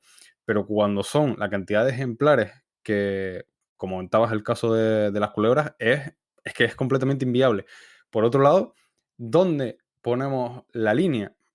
Y me voy al caso, por llevarlo al absurdo también, de las termitas de Tacoronte. Tenemos que reubicarlas y darles el mismo tratamiento ético también a las termitas de Tacoronte. Sacar esos termiteros y llevarlos a un sitio donde... O sea, ¿dónde pones la línea? ¿En qué especies? Tenemos que hacer eso con las ratas y ratones de las ciudades, que también son una especie exótica invasora, que tienen... O sea, me refiero, ese límite es un límite totalmente objetivo. Objetivo no subjetivo. No, me acabo de columpiar. Me acabo de quedar en blanquísimo. Bueno, en fin. Ustedes me entienden. Dicho esto, quería comentar también el tema de que yo ese tratamiento ético lo entiendo en el caso de poblaciones grandes, como decíamos, donde esto no es lo que propone Pacma, no es posible, en que la especie, el ejemplar, sufra lo menos posible. Y si el menor sufrimiento es eutanasiándolo, pues eutanasiándolo, pero que la especie eh, tenga el menor sufrimiento posible de eso que, o sea, de lo que hay que hacer para erradicarlo o sacarlo del medio. Como comentaba, de hecho lo comenté el otro día, creo que salió en algún artículo por ahí, el hecho de que lo, lo esperable y lo mejor es que no entren esas especies. Y esto se lleva diciendo durante años por asociaciones, por técnicos, que hay que implantar un mejor sistema de control en las islas, en cada una de las islas, para evitar que estas especies entren. Por otro lado, una vez entra la alerta temprana, el problema es cuando ya la alerta temprana no funciona y ya tienes un problema liado del tamaño de la culebra en Gran Canaria. Ahí pues no te queda más remedio que hacer lo que se está haciendo, que chapó por el trabajazo que se está haciendo. Y luego, por otro lado, intentar desde algún punto normativo establecer una prohibición basada en el potencial invasor, que a veces se hace, pero no se llega a tiempo, o a veces por intereses, como puede ser el eucalipto en la península, no se termina declarando. Y esto es otro debate que están usando varias asociaciones y que nos hemos encontrado, como por ejemplo en el reel que comentabas, Dani, antes de donde comentamos lo de los lagartos, que una especie no aparezca en el catálogo español de especies exóticas invasoras no quiere decir que no sea una especie exótica invasora, porque esa categorización de especie exótica invasora no la da el catálogo, la da su biología, su adaptación a un determinado espacio y su potencial invasor. Y dicho esto, hay otro mantra que se suele repetir mucho, que es que todas las especies o todos los ejemplares valen lo mismo. Yo creo que es importante hacer hincapié y cambiar esa mentalidad en no vale lo mismo.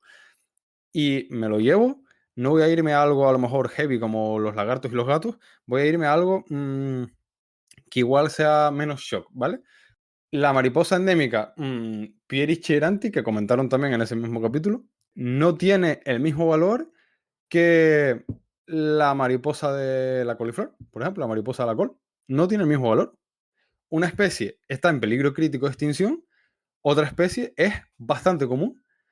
En el caso de que pongamos que la de la col fuera invasora y que estuviera afectando a la otra, evidentemente el valor desde el punto de vista de riqueza biológica y de importancia que tiene una especie y la otra, y un individuo de una especie y un individuo de la otra, no es el mismo. Y esto es algo que muchas veces se intenta por estos colectivos hacer ver de, es que una vida no vale más. En realidad sí. O sea, en realidad sí. Si vamos a términos técnicos científicos y de la importancia desde el punto de vista de riqueza que tiene una especie y la otra, y el valor ecológico que tiene una especie y la otra, no es lo mismo. Y yo creo que eso es un poco un mensaje que tiene que calar y que no hay que verlo como algo a lo que tener miedo, rollo xenofobia aplicada a las especies. O sea, sino el hecho de que, tío, no es lo mismo una especie al borde de la extinción o una especie súper amenazada o incluso una especie endémica que una especie cosmopolita con una distribución por todo el mundo.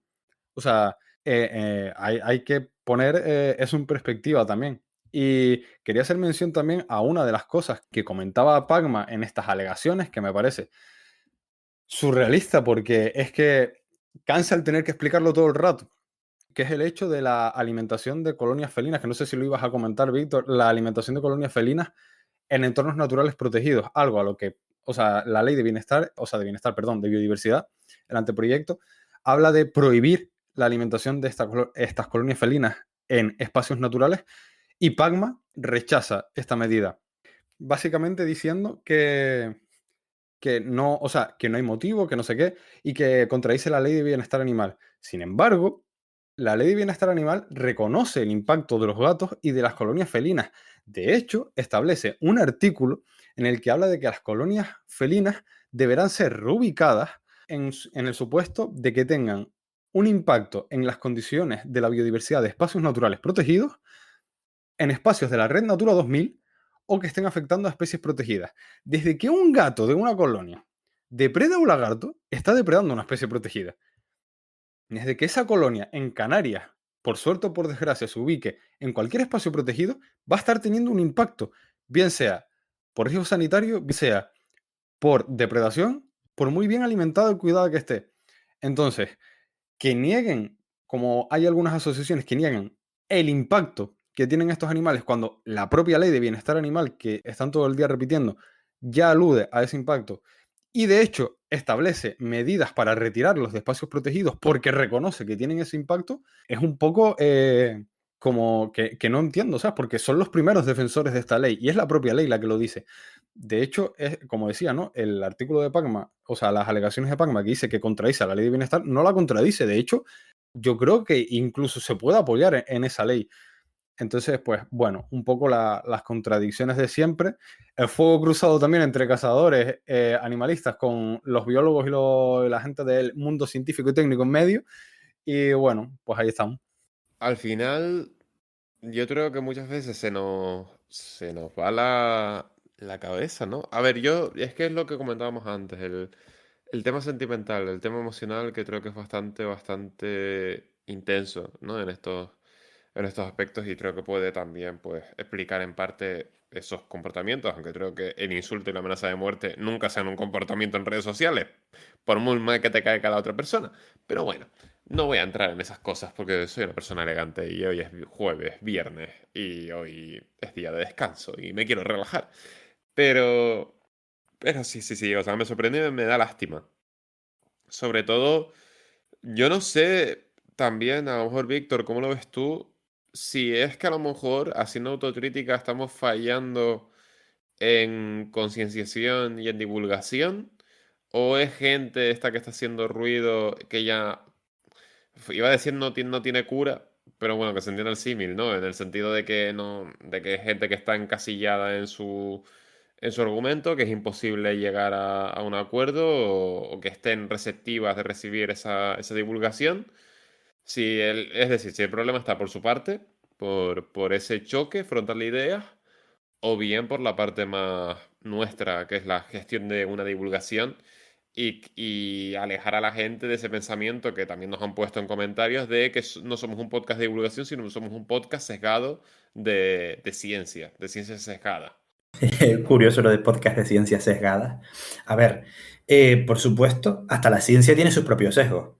No vamos a inventar la rueda ni a decirle nada a nadie que no sepa. Yo sí creo que, por un lado, hay cierto grupo de personas que tienen una idea fija y que la defienden de forma fanática, de unos bandos y de otros bandos. Eso por supuestísimo. Mi discurso también va hacia esa gente, pero sé que no es el foco. Mi discurso va hacia esas personas que tienen esa primera respuesta emocional, porque es un tema que les preocupa de verdad. Porque dicen, ostras, ¿cómo que van a matar gatos? Si la primera noticia que hoy es de que van a destinar 1 millón de euros para proteger a lagartos gigantes de Tenerife, es que lo que van a hacer es matar gatos, yo entiendo que la gente se trabe la cabeza. Entonces, yo creo que hay que ser transparente con las medidas de conservación de especies, pero también creo que hay que saber comunicar de tal forma que sepamos adaptarnos a esos públicos, a esas personas que pueden entender estas problemáticas, que aunque les parezca que es algo terrible, como nos parece a todos, digan, vale, pero ahora entiendo por qué se hace, y ya con toda esa información, pues te informas y sacas tus propias conclusiones. Pero también creo que hay mucha gente que simplemente pues tiene estas posturas extremistas y lo que buscan es gritar. Que yo recuerdo a una vecina de mi pueblo que hace 10, que a lo mejor hace 10 años perfectamente, estábamos hablando de, oye, es que hay un problema con los gatos, de que están por la calle, que los están atropellando y demás. Y yo sugerí, oye, es que tan igual esos gatos estaría mejor o en casa o habría que castrarlos. Esa señora me deseó la castración química y ahora es la principal defensora del movimiento SER en mi pueblo. Es una persona que siempre ha sido súper drástica. Entonces es como, ha pasado de, ¿cómo vas a castrar un gato? ¿Eres un animal que te castren a ti? Ah, no, no, no, hay que castrar hay que castrar a los gatos para que estén bien. Entonces, hay gente que, yo sé que ella lo hace, bueno, lo de hacerme la castración química no lo hace con la mejor intención del mundo, pero el resto de cosas las hace porque le nace. Y ella me ha venido a decir, no, pues yo he visto agricultores que ponen latas de tomate para capturar lagartos y los matan. Y eso no me parece bien y yo los voy y los libero. O sea, yo sé que es una persona que de verdad le importan los animales, pero que la forma de tomarse toda esa información es tan drástica y tan dramática a veces que no vas a convencer a estas personas enfrentándolas, sino dándoles poco a poco argumentos y que, bueno, que van desarrollando sus propias ideas. Al final, nuestro objetivo es transmitir la información de la forma más rigurosa posible, siendo capaces de enfrentar argumentos que solo pretenden ser emocionales y que ignoran toda la parte logística y realista que hay detrás.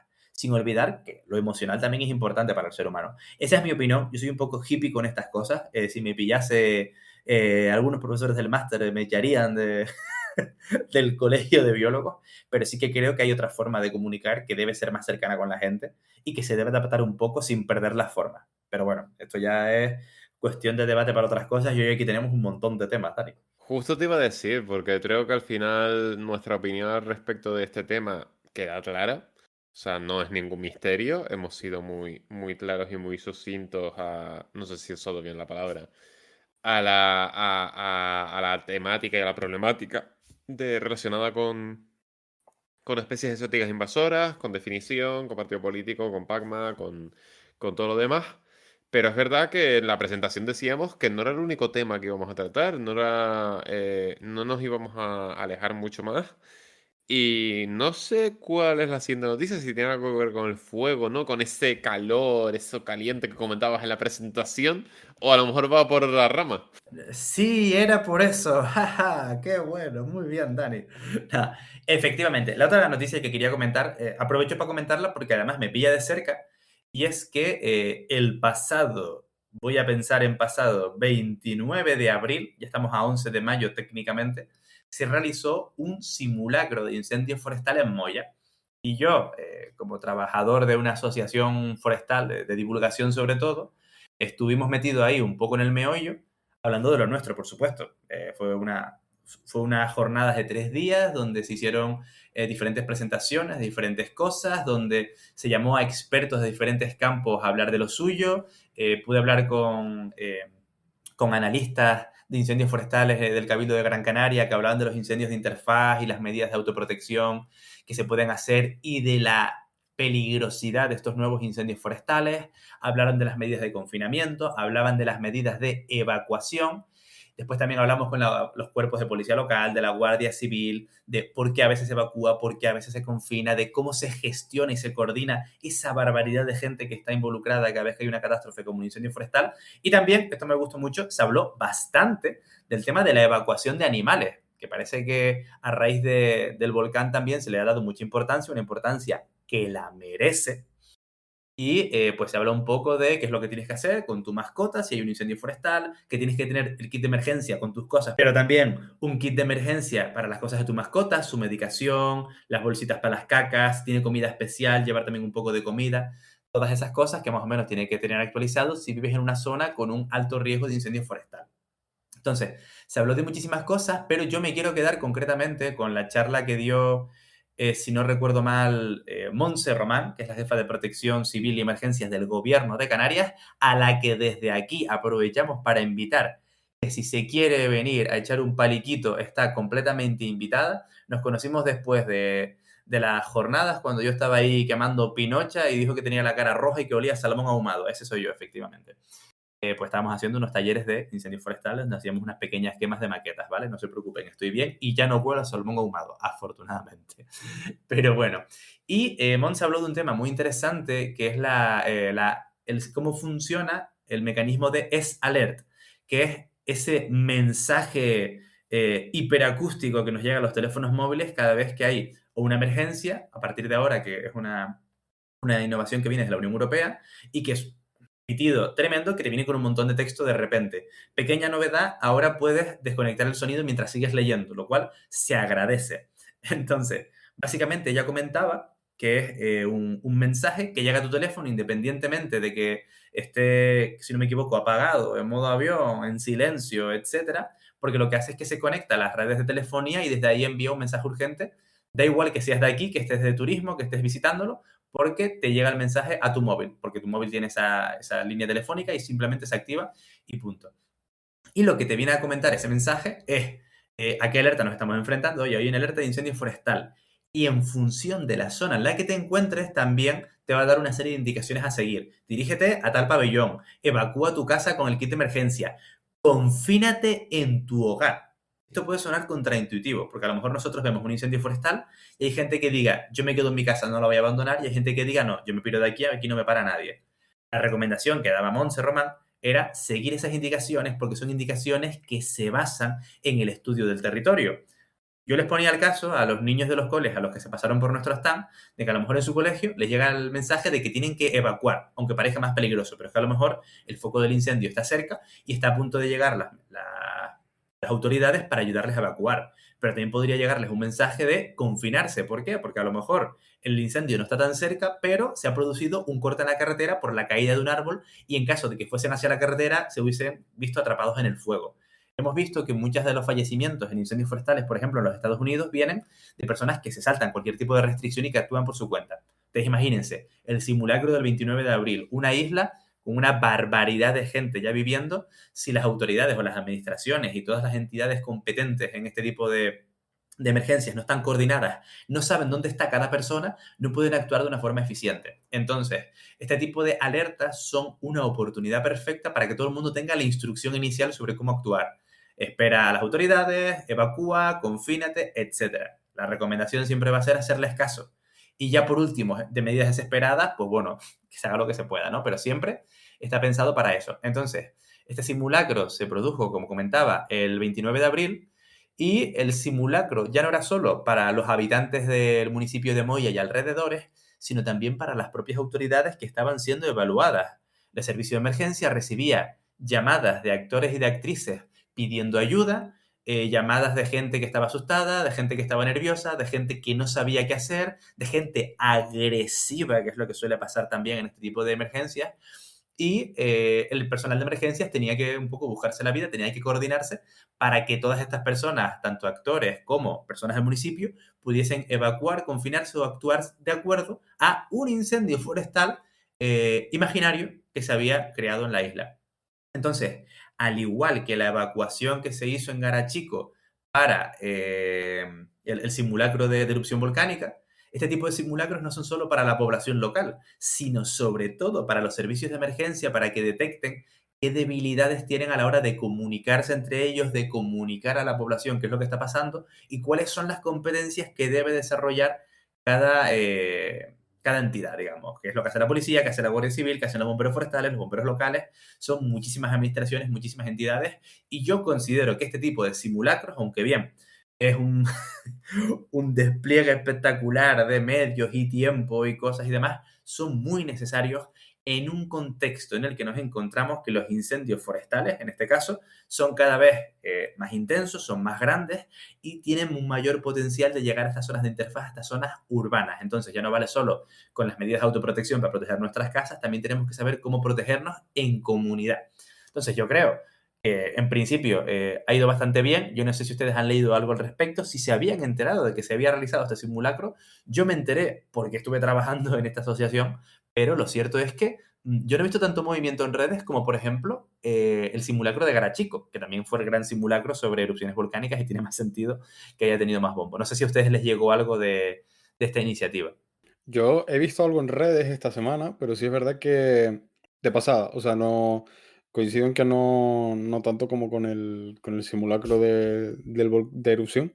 Y en lo que sí coincido es en el tema de que al final es importantísimo también, al igual que el de erupciones y al igual que todos los que vengan.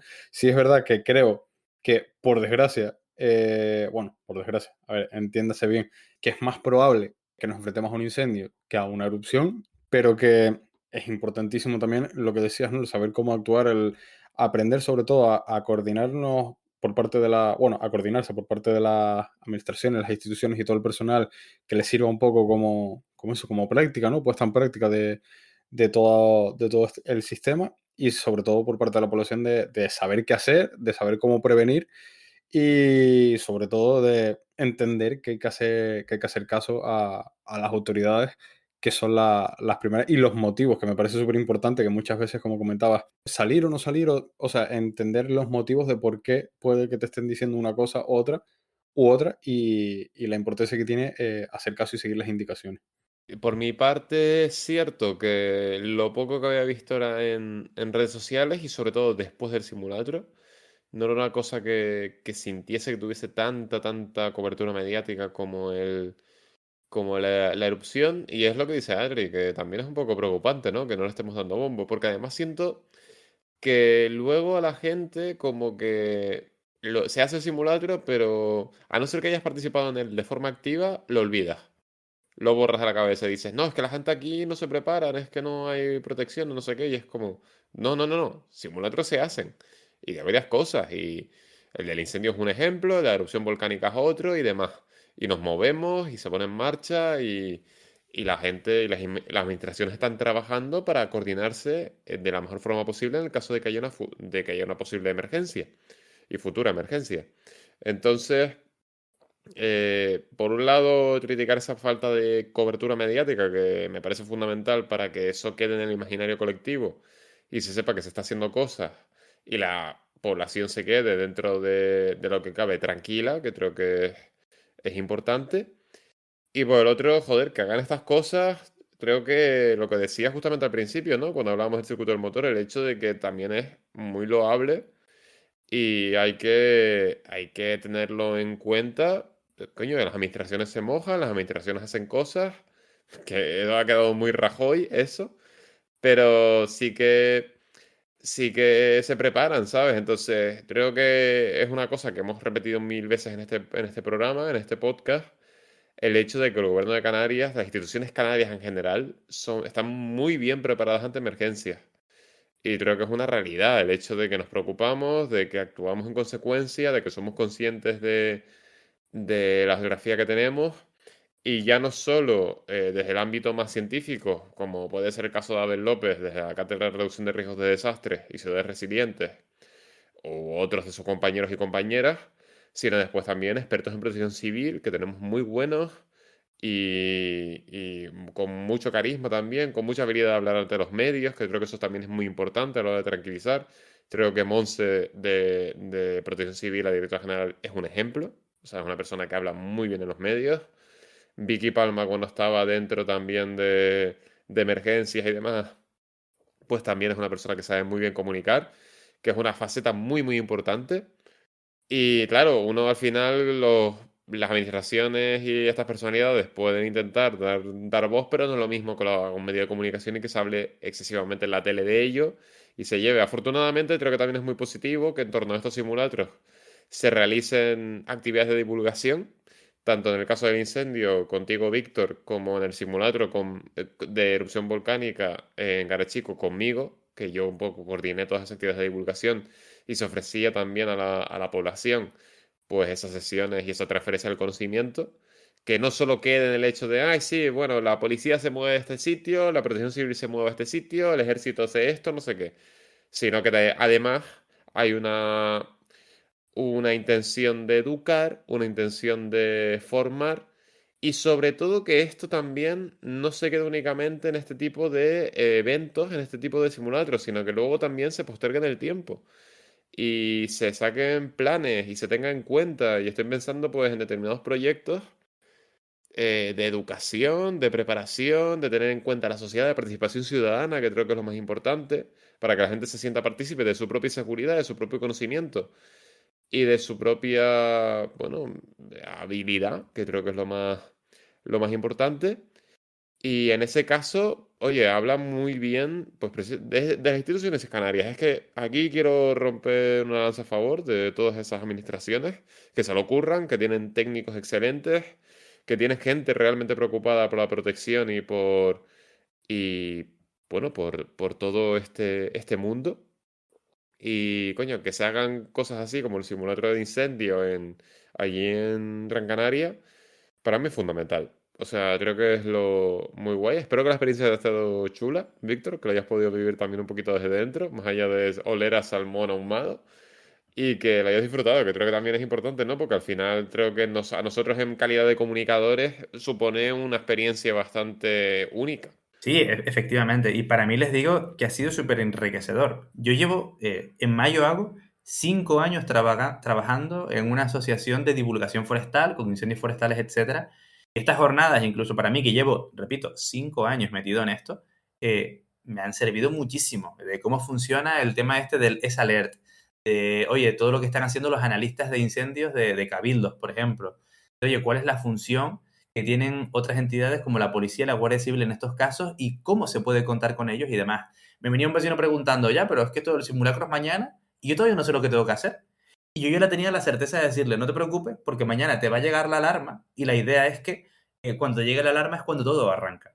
O sea, realmente arranca antes cuando tú te preparas en casa. Pero eso es lo que te estaba explicando allí el resto de agentes. Oye, kit de emergencias, ten esto, tal, ten la tarea, entre comillas, hecha con las medidas de autoprotección alrededor de tu casa. Y si hay un incendio, nadie te va a decir, mañana va a haber un incendio, sino que de repente va a aparecer. Lo primero que vas a recibir va a ser ese mensaje. Ese mensaje tiene que ser lo suficientemente claro para que tú sepas a dónde ir y que sepas lo que tienes que hacer. Entonces, para eso es el simulacro, precisamente, y yo le digo, hombre, que es normal que usted no lo sepa, porque si lo supiese, no haría falta que se hiciera todo este despliegue. Entonces, bueno, tiene esas cositas buenas. Yo la verdad que salí bastante contento, vi a la gente además muy motivada y como siempre, la gente se piensa que esto va de políticos y de colores. Veía, todos los políticos que estaban muy involucrados, pero yo sobre todo los que vi fue a técnicos que estaban, como siempre, haciendo horas de más, que se pegaban ahí toda la noche. En este caso los políticos tengo que decir que también, pero bueno. y que eran personas muy entregadas que se dedican a eso en cuerpo y alma. O sea, que al final el pueblo salva al pueblo, nunca mejor dicho. Me encanta esa reflexión para cerrar este bloque porque creo que queda como perfecta, o sea, es como un punto culminante. Y de esta forma, sin alejarnos mucho de Gran Canaria, yo quería, ya para terminar así con ese gustito, un poco ese dulce que comes después de la comida, ya cuando se te queda ahí en la boca que dices, chos, vamos a algo suave, algo así, un caprichito. Vamos a alejarnos un poco de la polémica, vamos a alejarnos un poquito de la actualidad, aunque no demasiado, porque vamos también no solo a hablar de la última hora, sino también de la historia y de qué papel juega Canarias en ella. Y en este caso, yo elegí traer, como ustedes saben que a mí me encanta todo ese tema histórico, científico y especialmente si está vinculado con Canarias, como les traje en su momento todo el mundo de los neveros y los ladrones de nieve del Teide, que también tuvo mucha recepción en redes sociales y que a la gente creo que interesó mucho. Hoy también voy con historia, voy con un ámbito que a mí me apasiona y que siempre me llama la atención, como es la exploración espacial, como es el universo. Y es que no sé si la gente lo sabe, no sé si ustedes lo saben, pero es que Canarias ha tenido un papel fundamental, o por lo menos un papel muy importante en lo que a exploración espacial se refiere. Y sin irnos más lejos, en lo que Artemis 2 se refiere a la misión que nos ha vuelto a llevar a la Luna y que además ha llevado a mayor distancia a unos astronautas. Es decir, ha enviado a los seres humanos que más lejos han estado de la Tierra. Y claro, Canarias, pues aquí no se ha lanzado el cohete, la NASA no está aquí, está en Cabo Cañaveral y en un montón de otros territorios de Estados Unidos. Ninguno de los astronautas era canario, aunque molaría por Dios ver a un herreño cogiendo el cohete, herreño, palmero, majorero, conejero, lo que sea, pero molaría muchísimo verlo en el espacio. Y Sonó como que claro, lo decías a modo de lo que sea, menos de Santa Cruz o de Las menos Palmas. de... No, coño, de ahí también, o sea, que ahí todo el mundo, ojalá alguien, un canario, por Dios, o una canaria en el espacio en algún momento. Pero para eso a lo mejor tendremos que esperar un poquito más, pero no quita que sigamos teniendo un papel bastante protagonista o bastante significativo. Y en este caso hablamos del Centro Espacial de Canarias, el SEC, que es un centro de seguimiento de satélites dependiente del INTA, que es el Instituto Nacional de Técnica Aeroespacial, y ubicado en Maspalomas.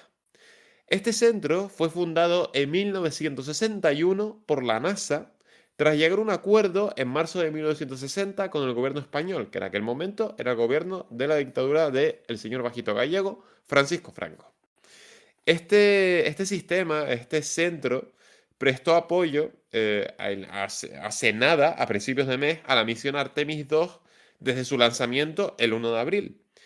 Y fue posible gracias al esfuerzo y al trabajo de un grupo interdisciplinar de 10 ingenieros que ayudó desde el SEC durante las fases de entrada y salida de órbita, proporcionando enlace radioeléctrico entre la NASA y la nave y permitiendo así la comunicación, que no es poca cosa, porque además también se prestó servicio de telemetría para conocer la velocidad y la distancia a la que se encontraba la nave. También muy importante. Para aquellos que no lo sepan, bueno, Artemis 2 es una misión que duró 10 días y que llevó, como decía antes, a la mayor distancia de la Tierra a 4 personas, entre ellas Christina Koch, que fue la primera mujer en viajar a la Luna. Pero es que no es el único papel que ha tenido este Centro Espacial de Canarias. Este organismo que se ubica en Maspalomas, porque si viajamos en el pasado hasta 1969, vemos que Maspalomas tuvo un papel fundamental en la llegada del hombre a la Luna, en la misión del Apolo 11. Aquella misión que consiguió el primer alunizaje de la humanidad. Al igual que ha hecho con Artemis 2, el Centro Espacial de Canarias apoyó en el seguimiento de la nave en el proceso de despegue y la señal, claro, ustedes piensan que cuando la nave despega se va moviendo, la Tierra se va moviendo también, la nave se va alejando, va pasando por distintas zonas, abarca como distintas zonas de la superficie terrestre y claro, no es lo mismo que la nave salga de Cabo Cañaveral, donde la antena donde las emisiones las comunicaciones con la nave tenían una cierta zona de conexión. Cuando la nave va avanzando, esa zona de conexión, esa emisión de datos y recepción de datos, tiene que moverse. Entonces se pasó de Cabo Cañaveral a las Bahamas, a un barco que estaba en mitad del Atlántico, a Maspalomas, es decir, al Centro Espacial de Canarias, luego a Madagascar, Australia y de vuelta a California. Es decir, formó una línea sobre la superficie del planeta, o sea, una línea recta, ¿vale? Entre todos estos puntos. De tal forma que, bueno, que la NASA pudiese estar en contacto permanente con la misión Apolo, que llevó a los astronautas Buzz Aldrin y Collins por primera vez a pisar la superficie lunar.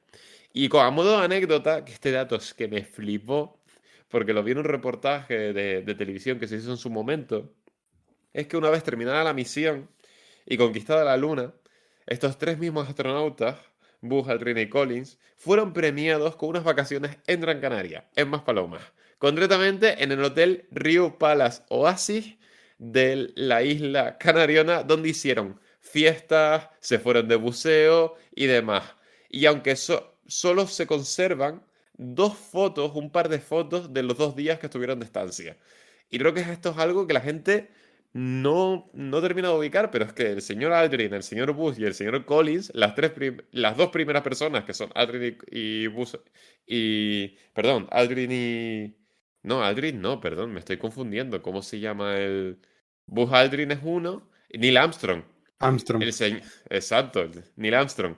Pues bueno, Armstrong, Buzz y Collins pues estuvieron de vacaciones en Gran Canaria. Yo creo que eso es un dato fascinante. O sea, a mí es algo que me flipó. De hecho, la historia de todo este centro, del SEC, del Centro Espacial de Canarias, termina en 1975, cuando la NASA abandona las instalaciones, queda abandonado, queda ahí sin dueño, hasta que en 1979 es reabierto por el INTA, ya una institución nacional, para el seguimiento de los satélites Nimbus 7 y CSAT de la ESA.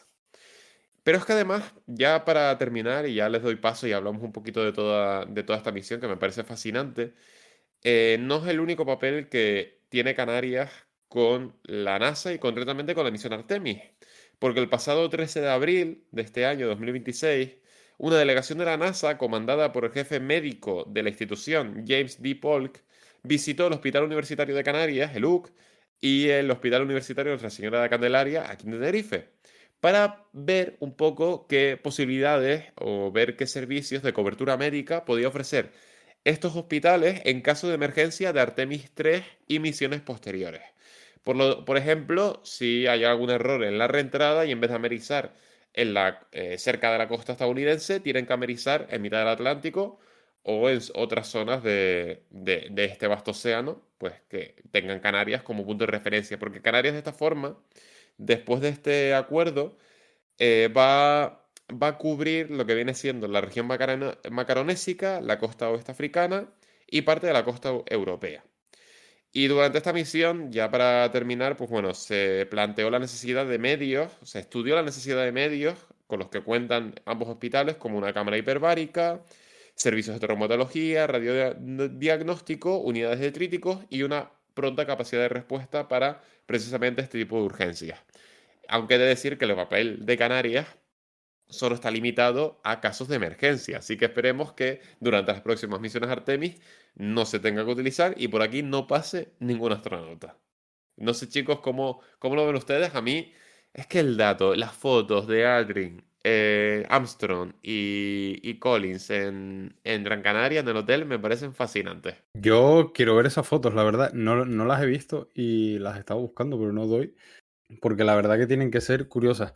Yo creo, o sea, yo descubrí esto cuando, escuchando Radio Skylab, algún capítulo especial que hicieron por un aniversario del Apolo, creo, y me parece un dato increíble que yo no sé cómo, o sea, cómo no se nos cuenta por lo menos desde pequeño, porque, tío, yo no tenía ni idea hasta hace 3 4 años. Y me parece algo súper interesante. Sí, es verdad que, claro, por la época sobre todo era importante, que hay mucha gente que dice, ¿por qué se tardó tanto tiempo en volver a la Luna? Bueno, porque ahora estamos menos como cabras, porque comparar cómo se fue esta vez, la tecnología y todo esto y los avances que hay con lo que había en aquella época era estar un poco loco. Y nada, estoy totalmente de acuerdo. Quería comentar aquí, lo estábamos comentando al principio, tú me dijiste, Dani, que lo metiera, por si alguien sabía, yo lo voy a meter. Tengo una curiosidad muy grande, ¿vale? El visor GrafCAN del Gobierno de Canarias, del que hemos hablado alguna vez, es que esto es una movida que tengo desde hace unas semanas que me di cuenta de esto, de que las instalaciones del INTA están pixeladas en el visor GrafCAN. Yo pensé, algún tema de defensa. Y entonces miré emplazamiento, pues, zonas bases militares que hay en Canarias. No están pixeladas, el INTA sí. Voy a mirar fotos históricas y resulta que las fotos históricas también están pixeladas del INTA. Digo, vale, ¿será alguna interferencia con algún tipo de sistema o algo de esto? Voy a mirar el Rock de los Muchachos, voy a mirar Izaña, no está pixelado, el INTA sí. Entonces a mí me está pudiendo la curiosidad porque no doy con el motivo de por qué el INTA en las fotos de satélite de GrafCAN están pixeladas. Entonces, si alguien lo sabe y me resuelve la duda, simplemente por yo decir, vale, es por esto, yo se lo agradezco que nos lo dejen en comentarios, que lo envíen mensaje a Palique, como quiera, pero por favor, que me saquen de esta incertidumbre que me está comiendo por dentro desde que me di cuenta de esto. No tenía ni idea tampoco que eso estaba censurado. Censurado no, difuminado y demás. O sea, yo sé que hay varias instalaciones militares que sí que están camufladas, por así decirlo, sobre todo en Fuerteventura y Lanzarote, me sé algunas. Pero bueno, curioso, a ver si alguien nos resuelve la duda, ¿sí? Respecto a lo que comentabas, Dani, también flipando con el tema de los astronautas de vacaciones en Gran Canaria. Para bien o para mal, como vemos, el turismo siempre está ahí. Siempre aparece de por medio en las conversaciones. Algo bueno tiene que tener. Está claro. Pero bueno, mira, justamente el otro día estuve hablando sobre el tema de la posibilidad de que el UC se convierta en una referencia internacional para lo iba a decir los astronautas, sí, para los astronautas para las próximas viajes a Artemis.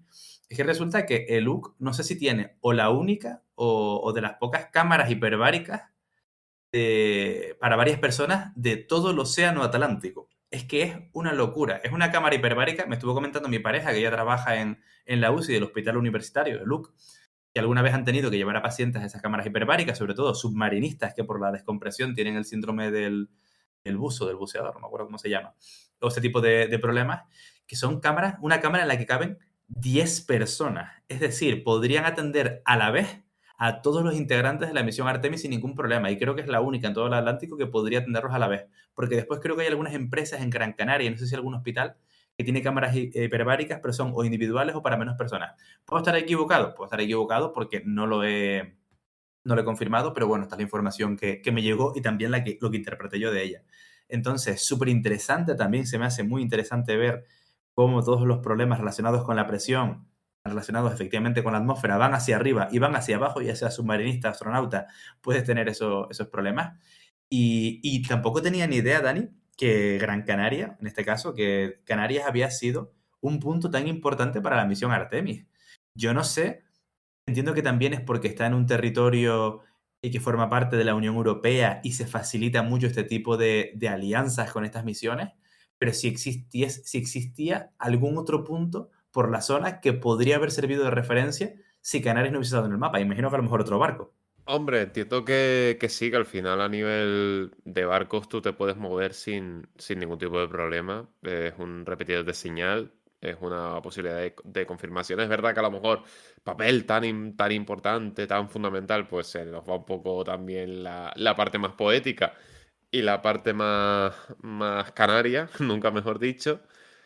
Pero sí que todo, al final yo creo que también, aunque luego haya presidentes de estados americanos con pelo rubio y piel naranja, De que quieran plantear Disparos esto como... Unidos.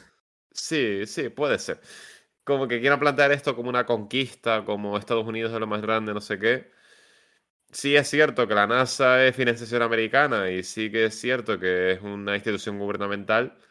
Pero también considero que creo que eso es un logro de la humanidad y creo que los propios técnicos de la NASA, independientemente del color político que haya en el gobierno estadounidense o de las decisiones que tomen, son conscientes también de que ellos están más en pos de la humanidad que en lo que viene siendo las ansias políticas expansionistas de un perturbado. Y me preocupa porque al final a mí una cosa que de hecho de Artemis no sé, me causaba rechazo era también el hecho de que al final se le ha metido tanta pasta ahora con la administración Trump porque es una política expansionista más. O sea, al igual que se ha plantado en Venezuela y ha intentado plantarse en Irán, pues ahora dice, antes de que lleguen los chinos, me quedo yo con la luna". Y ahí estamos, ¿sabes? Entonces, pero bueno, en otra parte, la carrera espacial, de hecho, el Apolo 11, donde el SEC también tuvo protagonismo, la carrera espacial es una consecuencia de la Guerra Fría, de ganarla a los soviéticos. Y ahí estamos, llegamos a la Luna. Y en parte por eso luego se perdió el interés, porque como la Unión Soviética colapsó, ya se consiguió, ya dije, bueno, pues ya está, paso. O sea, no hay tanto interés, no hay tanto dinero, no hay tanta prisa por ganarle a otra superpotencia, y ahora parece que estamos en una nueva carrera espacial, en una nueva Guerra Fría, donde vamos a intentar cambiar esto. ¿Canarias en qué papel queda? Mira, pues a mí me gustaría que el papel quedase en, oye, si la humanidad podemos conseguir que vaya avanzando, que siga explorando y que cumpla con esos sueños de llegar cada vez más lejos, cada vez más rápido y cada vez más fuerte, pues, y podemos poner nuestro granito de arena, chachi. La problemática es toda la política que hay detrás, pero bueno. Creo que también pasó eso en el 69 con el Apolo 11, que era un tema más político, y ahora a día de hoy lo vemos en retrospectiva y es un hecho del que mucha gente se siente orgulloso, independientemente de su ideología, independientemente del país de origen, de decir, joder, es que el ser humano ha llegado a la Luna. Y ahora vemos a lo mejor los chinos que mandan sondas a la cara oculta de la Luna y decimos, yo, es que los chinos han mandado sondas a la cara oculta de la Luna. Y estamos en un proceso en el que decimos, tío, es que la humanidad es capaz de hacer estas cosas. De mandar un cacharro a 400.000 kilómetros y de lograr cosas increíbles. Entonces, bueno, estamos ahí y estamos apoyando ese proceso, que creo que es lo más importante. Y en el papel de Canarias, pues mira, es lo que comentaba, algo más neutro, el ayudar, el apoyar.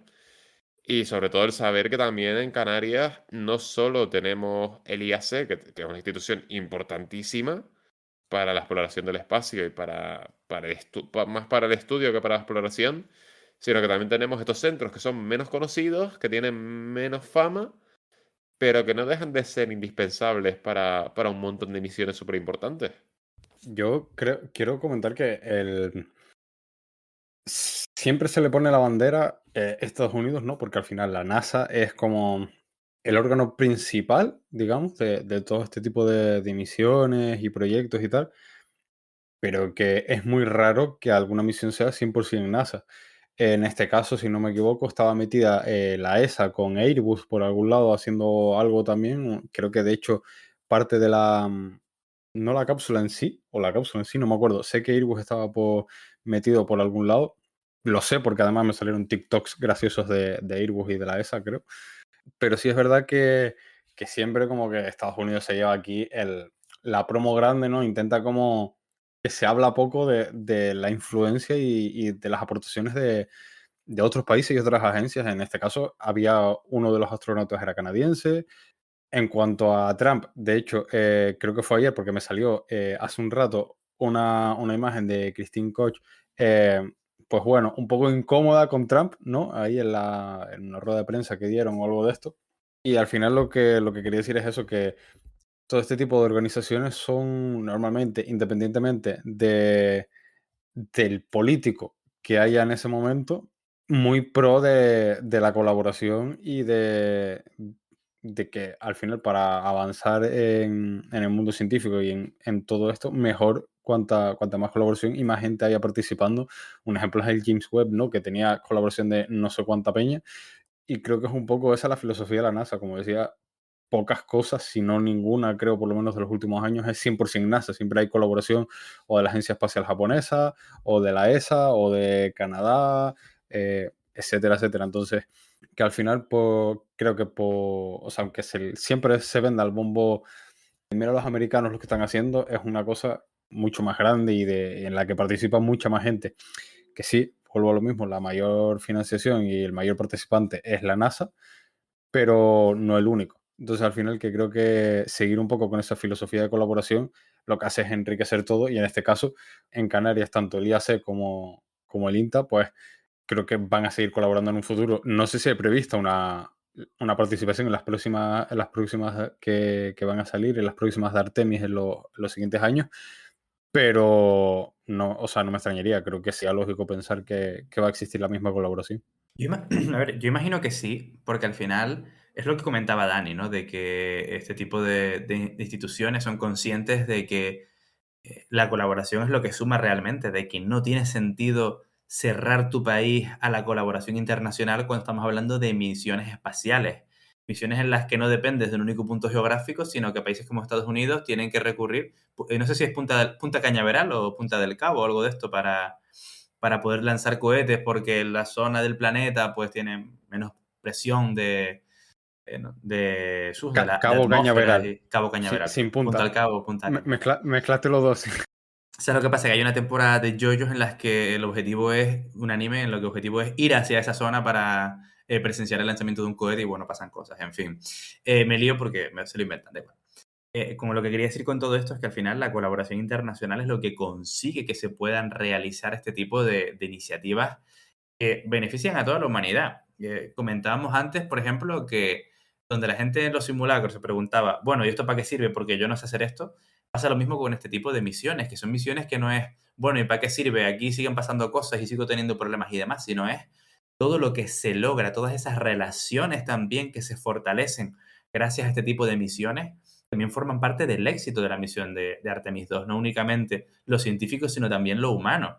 Y creo que eso es lo bonito de este tipo de misiones que engloban a diferentes entidades y que también hace que las entidades se necesiten entre ellas y que sea menos probable que se bombardeen a la primera de cambio, o sea, lo cual también es una pequeña victoria y es algo que me hace ser un poquito más optimista. Al final, la ciencia lo que pretende es tender lazos para que la gente se una, para poder colaborar, para poder desarrollar estas misiones.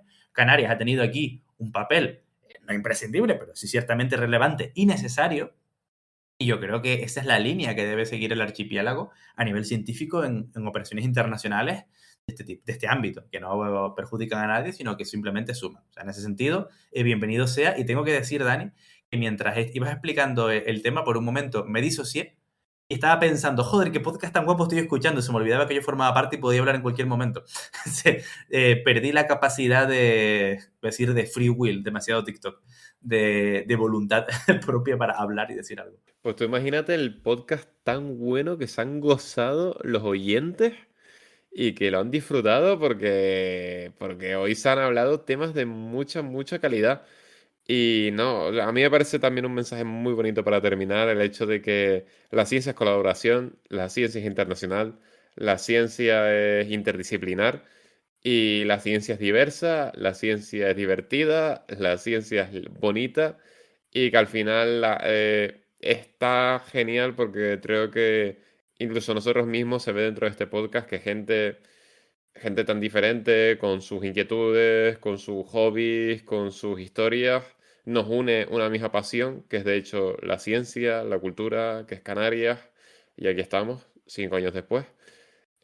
Al igual que multitud de equipos científicos y gente que a lo mejor no conoces de nada y a lo mejor en cualquier otro contexto no compartirías nada y de repente dices, oye, es que me gusta esto y dices, ah, a ti también. Y empiezan a hablar y se pegan horas y horas hablando de un tema y de repente ganas un amigo súper bueno o un compañero de trabajo con el que investigar, con el que hacer un montón de cosas. Y esto que puede quedar tan pequeño a nivel de personas, creo que también es importante trasladarlo a nivel de instituciones, porque al igual que está toda la parte bonita, en la ciencia también hay egos, en la de ciencia hay luchas, y desgraciadamente pues están ahí muchas veces impiden avanzar. Entonces, hacer un llamamiento como cierre a que esas instituciones colaboren, a que esas instituciones se tiendan la mano, a que al final son gente compartiendo la misma pasión y compartiendo las mismas inquietudes y sobre todo ayudando, investigando para mejorar la sociedad y para ayudarla y para retirar problemas, que creo que es lo fundamental, ¿no? Ese como decía Edith Padrón en el último capítulo, esos cuidados. Entender que no solo las matemáticas, que era su disciplina, sino la ciencia en general como una disciplina de cuidados. Y creo que es lo destacable aquí, ¿no? Tanto en exploración espacial, como protección de la biodiversidad, como en protección del medio natural, en la lucha, en el cariño y en el estudio. Y con eso, ahora sí, yo creo que podemos ir cerrando porque ha quedado una tertulia muy, muy buena. Me gustan mucho estas conclusiones. A veces hablo bien y todo, aunque me trabe con las palabras y hoy no haya todo especialmente fresco, pero cositas que pasan porque estoy muy cansado. Ha sido una semana muy larga.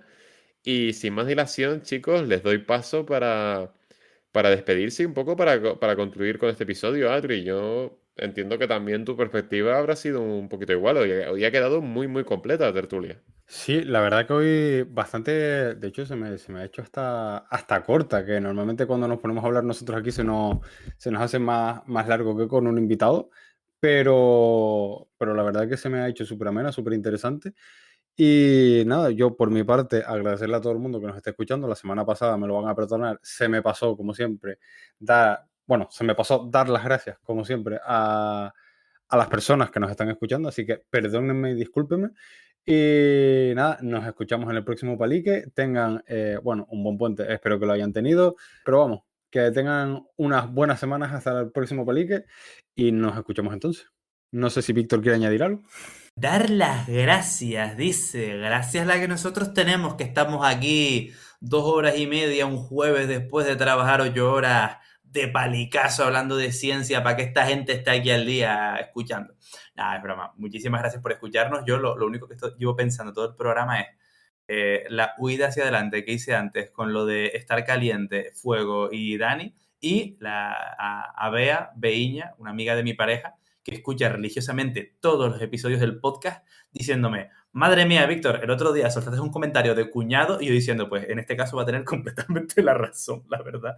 Es que la madre que me parió. Ese es el problema, de que la gente nos escuche, pero bueno, yo contento de que saber hay al menos una persona que nos escucha, confirmado, porque me dijo hasta el comentario y dije, sí, es verdad que lo dije, sí, no sé qué estaba pensando. Gracias por señalármelo, intentaré corregirlo, pero volverá a pasar. Pues nada, de nuevo, muchísimas gracias a todos y a todas por escucharnos. Espero que esta tertulia les haya gustado. Por supuesto, las cosas que comentamos aquí, más allá de descubrimientos y de ciencia, no dejan de ser nuestras opiniones. Y si opinas de forma diferente, vete. No, es broma.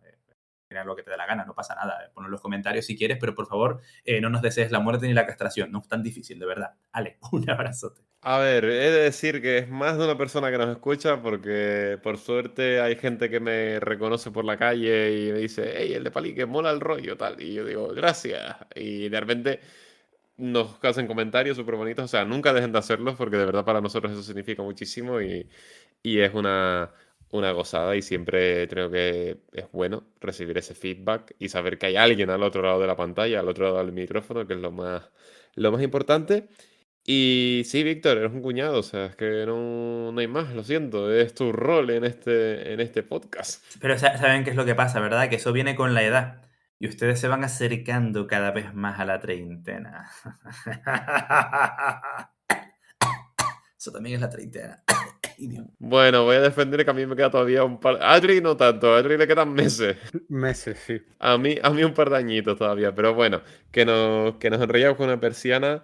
Dar las gracias a toda la gente, tanto a los oyentes como a toda la gente que nos sigue en redes, porque sin ustedes nada de esto sería posible. Lo digo siempre en el Tagor de Palique, lo digo siempre en los eventos en vivo, lo digo siempre en este podcast. Y nunca nos vamos a cansar de decirlo porque este proyecto está donde está gracias a ustedes, gracias a su apoyo, gracias a, a su cariño y de verdad y a su amor por la ciencia, por la cultura, por Canarias, que para nosotros al final es lo más importante y para eso hacemos este podcast, para darle a conocer, para darle voz y para darle pues el protagonismo que se merece. Sin más dilación. Recuerden que tienen Tagor de Palique el 26 de mayo, cita ineludible, indispensable. Nos pueden seguir en redes sociales como @pedivulgativo. Si hay alguien todavía perdidísimo que no nos sigue y no se está enterando de todo lo que estamos subiendo y de todo lo que estamos haciendo ahí en redes. Y por nuestra parte nada más, muchísimas gracias por escucharnos, por acompañarnos desde el punto que sea, desde el punto de la historia de Palique que sea. Decirles que ya estamos preparando cositas para la sexta temporada, estamos ahí planificando movimientos y y cosas, proyectos que nos hacen mucha, mucha ilusión y que iremos contando según lleguen las fechas. Recordatorio de que nos vemos en nada, en 14 días, en 2 semanitas, dentro del el lunes, el próximo lunes no, el siguiente tendrán capítulo nuevo, entrevista. Y por nuestra parte es un auténtico placer. Recuerden que una aventura es más divertida si escuchan Palique. Y ahora sí, adiós.